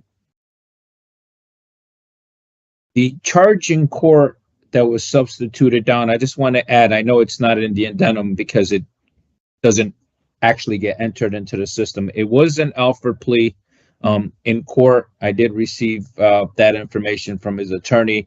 It was an unconditional discharge on December 13th, 2024. So I'm not disputing that there was a plea in court, but under the Alford doctrine, my client disputed the facts from day one, and he did resolve it with the Alford plea. Otherwise, he'd be sitting waiting for a trial date in that particular jurisdiction. That could have been months before he was able to resolve the case. I know my client regarding under halfway house placement, the August 17th of 2024, where he was given a pass to go to church. Mr. Meadows, I know it indicates in the information that was provided there was no church services. You're under oath. What is your testimony? Was there church service that day, yes or no? Yes, there was church service that day. Church service that day in the Old Stone Church in center of East Haven. And their services from Thursday all the way to Tuesdays, and Wednesdays is Ash Day. Okay. This is broken down into several subparts under halfway house placement. The issue with the medication on November 17, 2024, November 18, 2024, and November 19, 2024 is your testimony that you didn't take it, or was there an issue of what time you got up that morning? It was an issue of the time I got up that morning. Okay, and what do you recall who you had the conversation with and what occurred regarding your medication? I don't recall what the conversation was, but they told me I was too late to take my medication. Okay, so you didn't refuse to take it on those particular days? Okay. No, I never refused my medication. Okay, and besides those 3 days, looks like the 17th, 18th, and 19th of November 2024, you've been taking your medication, and as of today, you're medication compliant even at DOC, is that correct? Yes. Okay. All right. P.O. Richardson, I know we get the copy of the handbook. Have you ever seen like the vape pen? I'm not disputing. Empty bottles and cans considered contraband in a halfway house? Is it, you have? Yes, Okay. Is that? I have, and Okay. it is because it is a sanitary issue. Okay. In the event that those cans were, say, so, they did not specify what kind of cans they were. Okay. I have And seen it as contraband because, say, they were soda cans that are not rinsed out, the sugar content of the soda can attract bugs and, Bugs. Okay. and other So it's- rodents that could all lead to right. a sanitary violation of the house. All right, So so yes, there's- I have seen that before. All right. So not empty bottles of cans because there was alcohol in there or anything. It's just a sanitary issue regarding that? Correct. Okay. Thank you. All right, Mr. Meadows, regarding the November 19th, 2024, with the rendering of a urine by the Cheney staff, indicating you couldn't leave the office until you rendered a urine sample. Could you let the hearing examiner know what occurred on that day, please? I was in the office that morning. They said I had to stay in there until I had to give a urine. I said, that's no problem. The parole officer that ran the halfway house told me to leave that front office and go sit in the back office with Trayvon. So I went to the back office, sat in the back office with Trayvon, and then I was called in the main office with the supervisor, and then that's when my parole officer came in there, about 15 minutes later. And that's the same day you were remanded, correct? Yes. Okay. Under charge number 6, Mr. Meadows, under mental health treatment, it indicates on May 13th of 2024, you did not attend your scheduled mental health appointment, nor did you contact your therapist to report any reason that would prevent you from attending your appointment. Did you have any contact with anyone on that day, whether in person, via telephone, via text? I did miss the appointment that day, but I did have a phone conference with her that day. On May 13th of 2024? Yes. Okay. I did contact my mental health worker that day, and we talked over the phone, and she told me not to miss the next appointment if I wanted to go see her in person or if I want to have another phone interview with her, and we stayed doing a phone interview. And regarding it under mental health treatment, it's the same facts.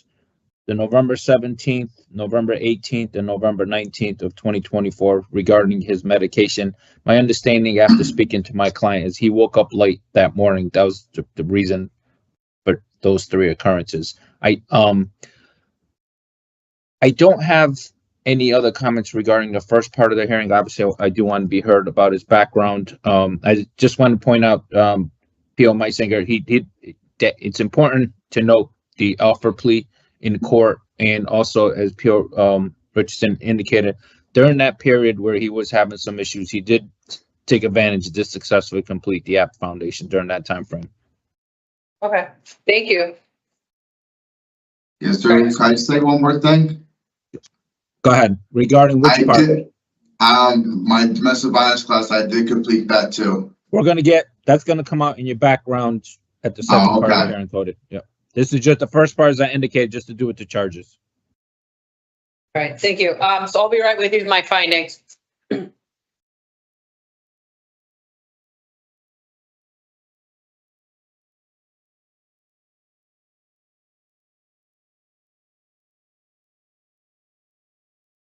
right, so regarding charge 1, I do find you violated condition GPS based on evidence provided, which is exhibits A, E, G, H, and I.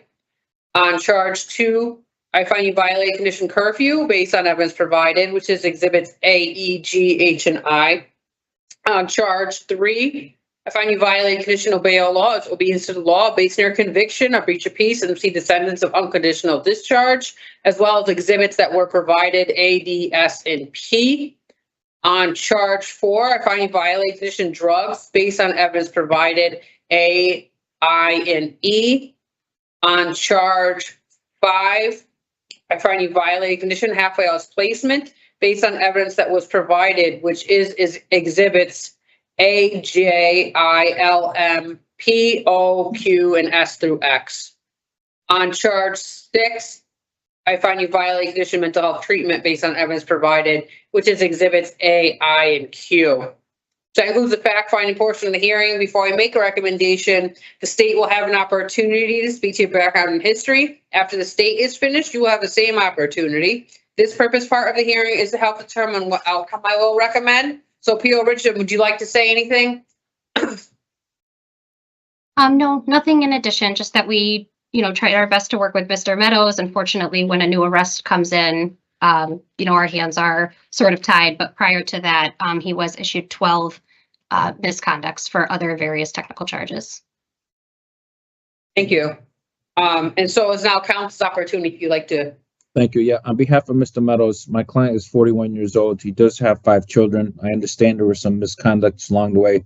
My paperwork here indicates this is his first violation. Upon his previous release, he was sponsored by his friend, Ms. Stahl, in Hamden. Then he was at the Connection Reentry, the REACH program in New Haven. As previously indicated, he did successfully complete the APT Foundation inpatient substance abuse program.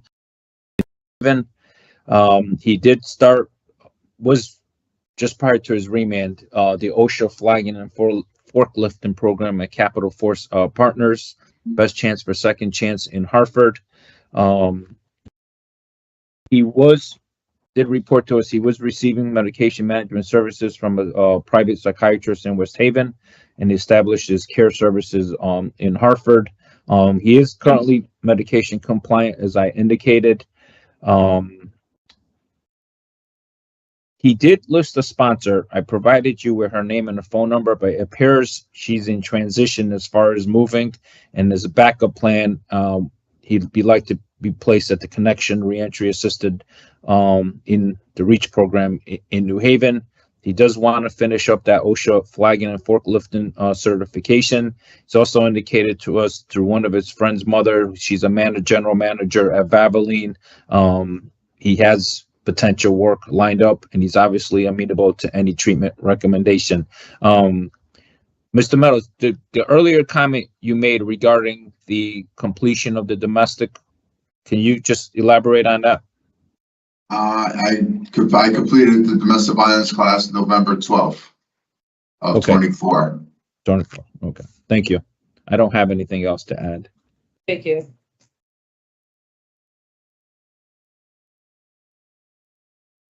I just want to know, Mr. Meadows, do you participate in dual diagnosis treatment, or are you doing one or the other? Are you addressing both issues? What do you plan on doing when you go back out?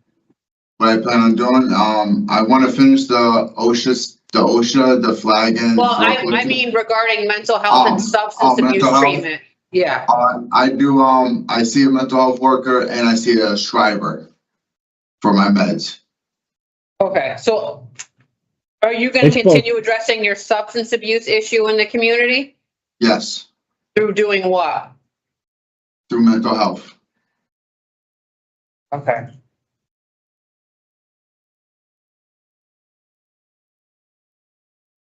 All right, is there anybody else or anything else they want to say before I make a recommendation? I'm all set, thank you. Okay, so I will put on the record the offender was in the community for about 11 months before being returned to custody. Did receive the new conviction that was subbed down to breach of peace and received an unconditional discharge for that. 12 misconducts were noted as being received in that 11-month period. As well as it is noted that the new conviction mirrors the same type of behavior the offender is on special parole for. He is supervised by MHU.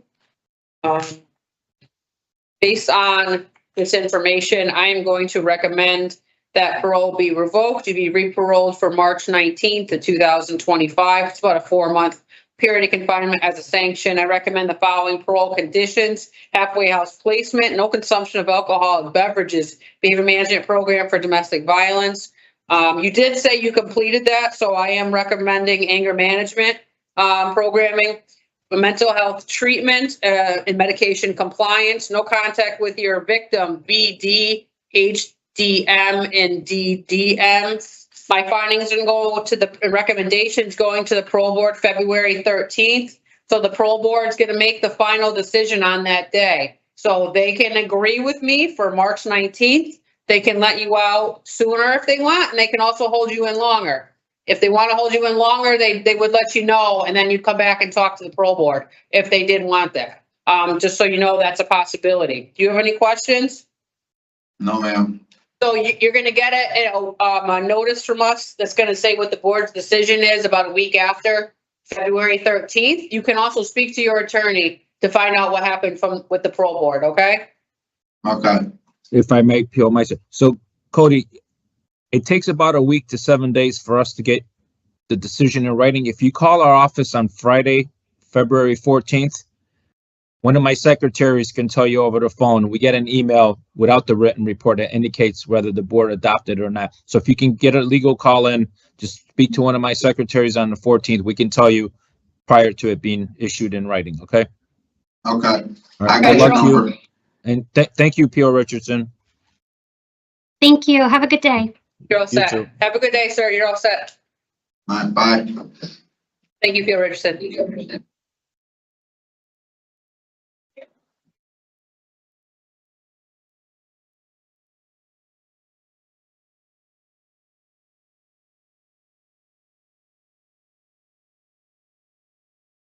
Is anyone coming from McNear? No. No, okay. Morning, Mr. McNeir.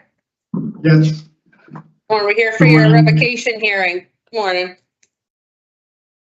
So we're gonna get started. I have your attorney here. Thank you. Good morning. I am P.O. Meissner, here an examiner for the Board of Pardons and Paroles. This is a revocation hearing concerning McNeir Frankie, number 420884. Today is January 29th, 2025. This hearing is being conducted via video at the BOPP Central Office in Osborn Correctional Institution. This is a public hearing, and public access to this hearing is available via video live stream. Can you please state your full name and DOC inmate number for the record? Frankie Vales Macnear Jr., Frankie, Vales at VAILS, Macnear, MACNEAR Jr., 420884. Thank you. And you have counsel here today. Please identify yourself. Sure. Attorney Alfonzo Sirica, public defender with the parole revocation unit on behalf of Mr. McNeir. This is a revocation hearing to determine whether you have violated conditions of your release. I will review and make findings of fact as to each of the charges against you. The state, not you, has responsibility to prove the allegations by a preponderance of evidence, that is. The better weighted evidence must establish that, more probable than not, the allegation is true. If I do not find that there is a preponderance of evidence to support a violation of one or more conditions of your parole, I'll reinstate your parole, which is releasing and place you back on parole supervision. If I find that you have violated one or more conditions of your parole, I will consider whether or not your parole should be revoked. If I recommend revocation, I'll make a recommendation as to appropriate sanction. My recommendation will be given to a panel for a final decision. If the panel wishes to impose a sanction beyond my recommendation, a supplemental hearing would be provided to justify additional confinement. So this is the procedure. I'm going to read you your rights. Then we're going to review the parole violation charge the state your PO is bringing against you. I will then review and identify exhibits filed for the record. Counsel will then have an opportunity to present relevant testimony. After considering all the evidence presented, I will announce my findings. If I find that you have violated one or more conditions of your parole, counsel will have an opportunity to speak to your background and history. Do you have any questions about the purpose or procedure? No, ma'am. Okay. Important rights today: the right to have an attorney present. You have counsel here. You have a right to receive the written notice of charges, the violation. Did you receive that notice? I did not. He did not, P.O. Meisinger, but I did cover it with him, and we are prepared to go forward today. He was moved. Okay. The issue was he was moved. Oh, okay. And when I spoke to him, we didn't have enough time to get the evidence to him, but he's aware of what evidence the state presented. Okay. Yes. So do you have a right to view the evidence? You have a right to submit evidence support of your case. At this hearing, you have a right to call and examine voluntary witnesses and cross-examine adverse witnesses. Do you understand these rights, and are you ready to move forward? Yes. Okay, so we now review the charge the state appeal is bringing against you and the information underlying each charge. So charge 1, a restriction of absconder. Your charging officer report at 11/12/24. You left Sierra Center halfway house in New Haven, Connecticut without authorization. You had no further contact with Sierra Center staff or your assigned PO. You left your only parole approved address without program completion or permission. Subsequently, your whereabouts of community are unknown. Charge 200 additional conditions halfway house placement. Your charging officer report at 9/17/24, you signed out of the facility at 7:30 a.m. to attend a program at Catholic Charities with a return time of 11 a.m. You did not return back to the program until 9/26/24, which made you unaccountable in the community for a period of 9 days. And the state has filed the following exhibits that are pre-marked for identification purposes as Exhibit A, parole violation report, B, parole notice, C, notice of parole rights, D, signed PCS conditions, E, halfway house agreement, F, remand to actual custody, G, Sierra Center halfway house incident report 11/13/24, and H is Sierra Center halfway house incident report 9/17/24. Did you receive the notice of parole violation report, and the other documents I marked, and did you review it? In this case, I know you didn't, but you did review it with your attorney? Yes. Okay. And council has filed the following exhibit pre-marked for identification purposes. Defense Exhibit 1, list of parole accomplishments and future plans for parole reinstatement. Do you need to continue this hearing to obtain any additional evidence? No. Okay, we have no witnesses. I will put on the record that the addendum I received from PCS did state on 12/20/2024, the BOPP did issue an absconder warrant for the offender. So now it is the defense's opportunity. If you'd like to speak at this time. Yes, if I may, regarding charge number 1, you can see my client has been on supervision since May 25th of 2022. Under the absconder charge, it indicated he left the program on 11/12 of 2024. Oh, may I ask before I go any further, can you please put Mr. McNeir under oath? Yes, Mr. McNeir, can you please raise your right hand so I can swear you in under oath? You solemnly swear or solemnly affirm, as the case may be, that the evidence you shall give in this case shall be the truth, the whole truth, and nothing but the truth, so help you God, upon penalty of perjury? Yes. All right, go ahead. Okay, so Mr. McNeir, we're not disputing you left the halfway house on November 12th of 2024, correct? Correct. All right. Prior to you leaving the halfway house, there were some issues at the halfway house. You had some concerns regarding drug use and things of that nature at the halfway house, correct? Yes. Okay. Did you take any action? And what I mean by action, did you file any complaints? Did you file any grievances at the halfway house? Yes. How many grievances did you file? 3. Okay. Was anything done with those grievances to your knowledge? Nothing. Nothing. Okay. And you did leave and you do suffer from some mental health issues, correct? I do, yes. Okay. And according to the information I have here, so we're talking about from November 12th of 2024, you were picked up approximately a month and some change on December 27th of 2024, correct? Correct, yes. All right. And you were picked up by the fugitive unit at the behavior unit at Griffin Hospital in Derby, correct? Correct, yes. Okay, and I'm assuming behavior unit is to deal with mental health issues, correct? Correct, yes. All right, and how many days, if you recall, were you in this mental health unit before you were picked up by parole? 17 days. Okay, and you voluntarily placed yourself in there because you were having some issues, correct? Correct. Okay, so Appeal Meister, I anticipate you're going to make a finding on these charges.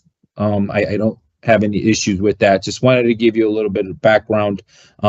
It's roughly, I believe, 5 weeks or so that my client absconded, but he did turn himself into the behavior unit at Griffin Hospital. He was having some mental health issues / mental breakdown at that time.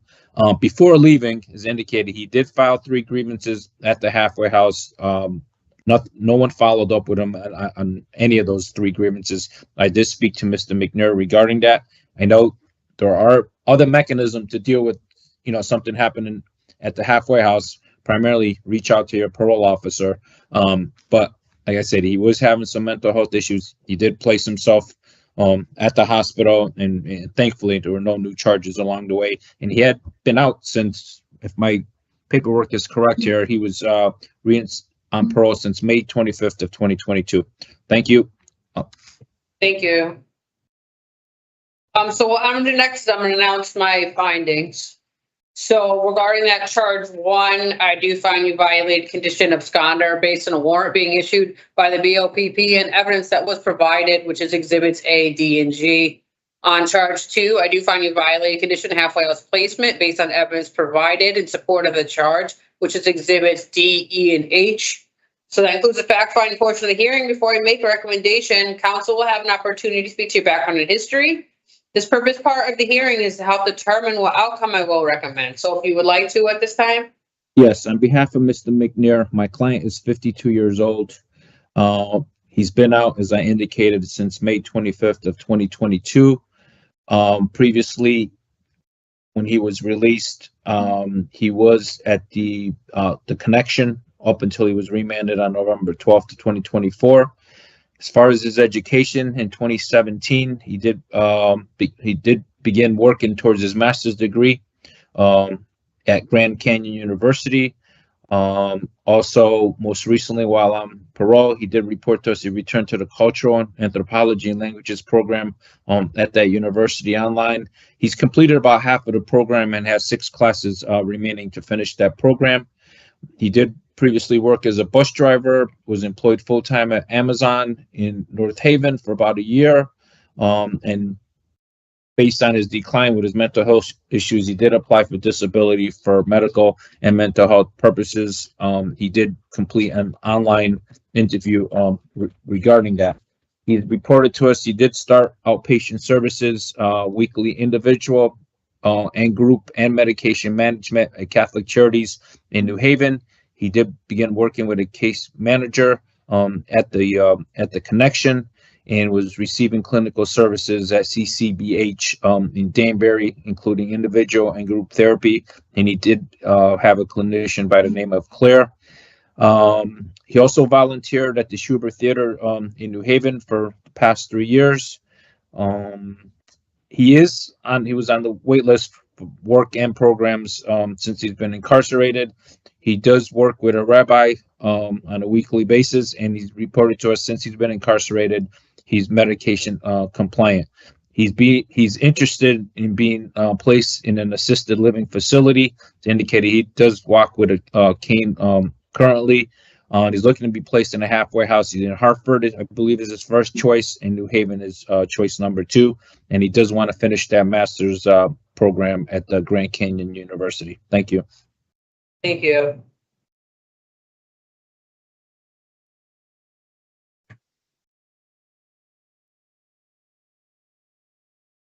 I'll be right with you with my recommendation.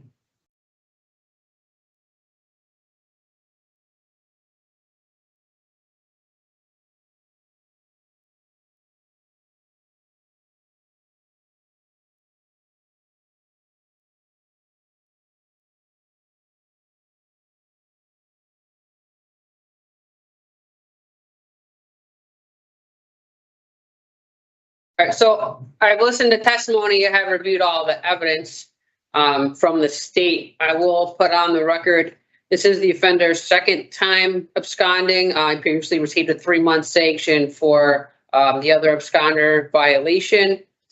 The offender was in the community for about 2 years and 7 months and was on a absconder status for about a month total that you were, a little over a month. In absconder status. I've taken into consideration mental health status. I'm glad that you are medication compliant. I'm glad you're getting treatment. I hope if there's issues in the future that you speak to your parole officer rather than running. Do you understand that, sir? Yes. That seems to be your main issue, is leaving when things are getting difficult. So speaking to your PO is what's gonna help you stay out of trouble. So, and then they can connect you with the treatment you need. So I wanted to express the importance of that for you, because that seems to be your main issue. I do take weight on the fact that you did check yourself into the hospital and were there for 17 days after leaving the halfway house. I wish that you had notified your PO, because we probably wouldn't be here right now if you had done that. So it's important to make sure to maintain contact with the parole officer. Okay. Yeah. You can always call the main number and talk to anybody. All right. Okay. That's important. You were doing well. You see no misconduct noted. So I just hope that you can learn to deal with these issues better than you had. Based on all this information, I am going to recommend that parole be revoked to be re-paroled for April 28th, 2025. This is about a 4-month period of confinement as a sanction. I recommend the following parole conditions: halfway house placement, operation of motor vehicle, mental health evaluation and treatment as deemed necessary, no contact with victims S, B, and D, M. My findings are going to the parole board February 13th. So if the board agrees with me, you'd be released April 28th. They can also make the sanction longer if they do want to. They do have that ability to do that. If they want to do that, they'll notify you, and then you would have, you come before them to talk to them. So you understand that? Yes. You have any questions? No. You're going to know about a week after, well, you get something from us in the mail after February 13th. About a week after, you're going to get it in writing what the board's decision is and what your conditions would be. You can also talk to your attorney that day to see what the board's decision is. Okay. So Frankie, I think the easiest way to do it, it's going to the board on February 13th. If you can get a call into our office the following day, Friday the 14th, one of my secretaries can tell you over the telephone if the board adopted the recommendation. As long as they adopt it, you'll be out on April 28th. So if you make the phone call the following day, I can get the information to you prior that it's given to you in writing, okay? Okay. All right, good luck You're to you. all set, sir. Thank Good you. luck. Thank you, May Singer. Thank you. We'll Have a good we'll talk about this order next time I see you. Have a good day. Yeah. Good morning, Mr. Ramos. Morning. Morning, we're here for your preliminary hearing today. So we're gonna get started. Good morning, I'm P.O. Meissner, hearing examiner for the Board of Pardons and Paroles. This is preliminary hearing concerning Ramos Joshua, number 326186. Today is January 29th, 2025. This hearing is being conducted via video at the BOPP Central Office in Osborn Correctional Institution. Can you please state your full name and DOC inmate number for the record?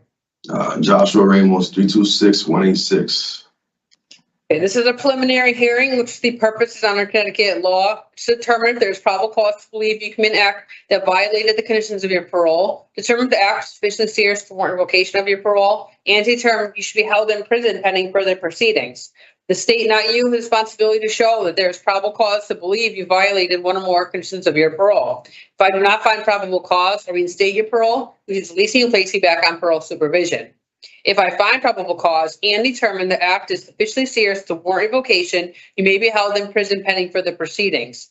Please note you've been referred by the Department of Correction for diversion for substance abuse programming and treatment. If by the end of the hearing I determine you should be held in prison pending further proceedings, I will provide additional information about the diversion process. You should know a preliminary hearing is an adversarial proceeding. Anything you say at this hearing can be used against you. This hearing is being recorded. This is the procedure. I'm going to read you your rights. Then we're going to review the parole violation charge the state appeal is bringing against you. I will review and identify exhibits filed for the record. You will then have an opportunity to address the issue of probable cause and the severity of the allegations. At the conclusion of the hearing, I will inform you of my findings, which are based on the available evidence. Do you have any questions about the purpose or procedure? No. Okay. Your important rights, the right to have an attorney present. Do you want to continue without counsel? Yes, ma'am. Okay, you have a right to receive the written notice of charges of the violation. Did you receive the written notice? Yes, I did. You have a right to view the evidence against you. You have a right to submit evidence support of your case. At this hearing, you have a right to call and examine voluntary witnesses and cross-examine adverse witnesses. Do you understand these rights and are you ready to move forward? Yes, I do. All right, so we now review the charge that the state appeal is bringing against you and the information underlying each charge. So charge 1, release direction reporting. Your charging officer reported on 12/30/24. You were instructed to report to Hartford District Office on 1/7/25 for reporting. On 1/7/25, you failed to report to the Hartford District Office as directed. On 1/8/25, you were instructed via telephone to report to Hartford District Office. On 1/8/25, on 1/8/25, you failed to report to the Hartford District Office as directed. Charge 2. Under release direction program participation, your charging officer reported at 12/10/24. You were instructed to enroll yourself in IOP services at the Root Center on 12/26/24. It was reported that you failed to enroll yourself in IOP services as directed by your PO. On 1/10/25, you admitted that you were terminated from the Root Center for failure to comply with treatment. On charge 3 under bail laws drugs, your charging officer reported on 12/10/24, you tested positive involuntary admitted using cocaine and fentanyl. You signed a misconduct and a voluntary admission form at Hartford District Office. On 12/26/24, you test positive in voluntary admitted using cocaine and fentanyl. You signed a misconduct at the HDO. On 12/30/24, you test positive voluntary admitted using cocaine and fentanyl. You signed a misconduct and voluntary admission form at the HDO. On 1/10/25, you test positive voluntary admitted using cocaine, fentanyl, and PCP. You signed a misconduct and voluntary admission form at the Hartford District Office. And the state has filed the following exhibits that are pre-marked for identification purposes as Exhibit A, remand actual custody; B, parole and community services signed conditions; C, violation notice of parole; D, parole violation report; E, signed offender misconducts; F, signed voluntary admission form; G, signed voluntary statement from Root Center. Did you receive notice of parole violation report, and those other documents I marked, and did you review those? Yes, ma'am. Okay, do you need to continue this hearing to obtain any additional evidence? No. Okay, we have no witnesses. Now is your opportunity to respond to parole violation charges against you. However, remember that you may remain silent. Would you like to respond to the charges? If you do, I just need to swear you in under oath first. Just raise your right hand. No. You No. want to say anything? No. It's pretty much accurate. It's pretty much accurate. Well, if you're going to speak, I have to swear you in. No, that's fine. Okay. So what I'm going to do is I'm going to announce my findings.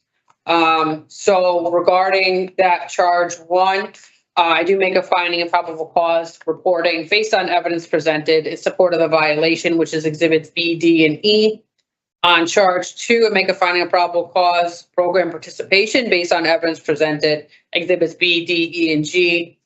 And charge 3, I make a finding of probable cause on charge drugs based on evidence presented, which is exhibits B, E, and F. I find the acts is serious enough to warrant revocation.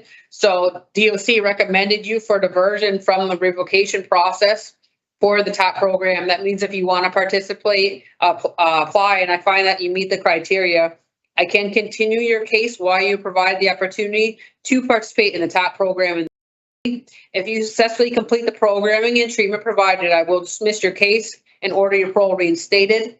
If you do not complete the programming and treatment provided, the board would schedule and convene a revocation hearing to determine if you violated conditions of your parole. If so, the hearing examiner would make recommendations regarding whether your parole should be revoked, whether a sanction should be imposed. So the decision to participate in diversion is voluntary. Do you understand the process? Do you want to apply for the top program? Yes, ma'am. All right, so I will announce my findings with respect to your eligibility. If I determine you are eligible, I can accept your application and divert you from revocation. So I have reviewed all the relevant information. My finding is as follows. I find you have no pending misdemeanor or felony charges. I find your discharge date is more than 60 business days from your return to custody. I find there's evidence that you have identified substance abuse treatment needs. I find that substance abuse is reasonably considered to be a motivating factor in your alleged failure to comply with terms and conditions of parole. And I find there's some evidence that you were provided with an opportunity to receive substance abuse programming or treatment during your period of parole supervision in the community.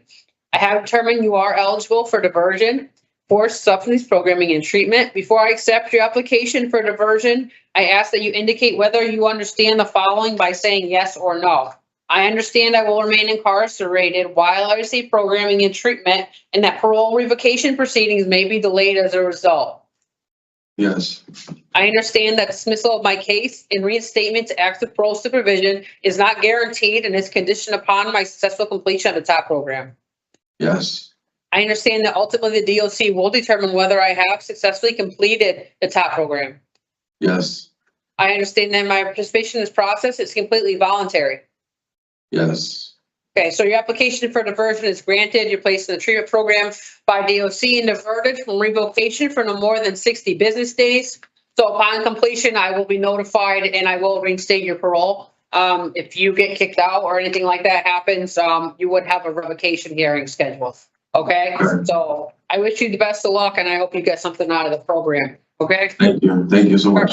You're welcome. Good luck, sir. You're all set.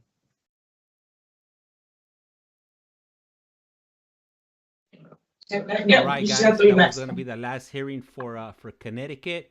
I'm gonna have a Arizona, Maricopa, Arizona court going on in about 34 minutes. If you guys want to go and join that, and I do appreciate you guys tuning in. This is You Have a Collect Call From. I am Collect Call James, and like I say around here, life's like a candle. Once you blow it out, it's lights out. And with that, we are out of here. Rato.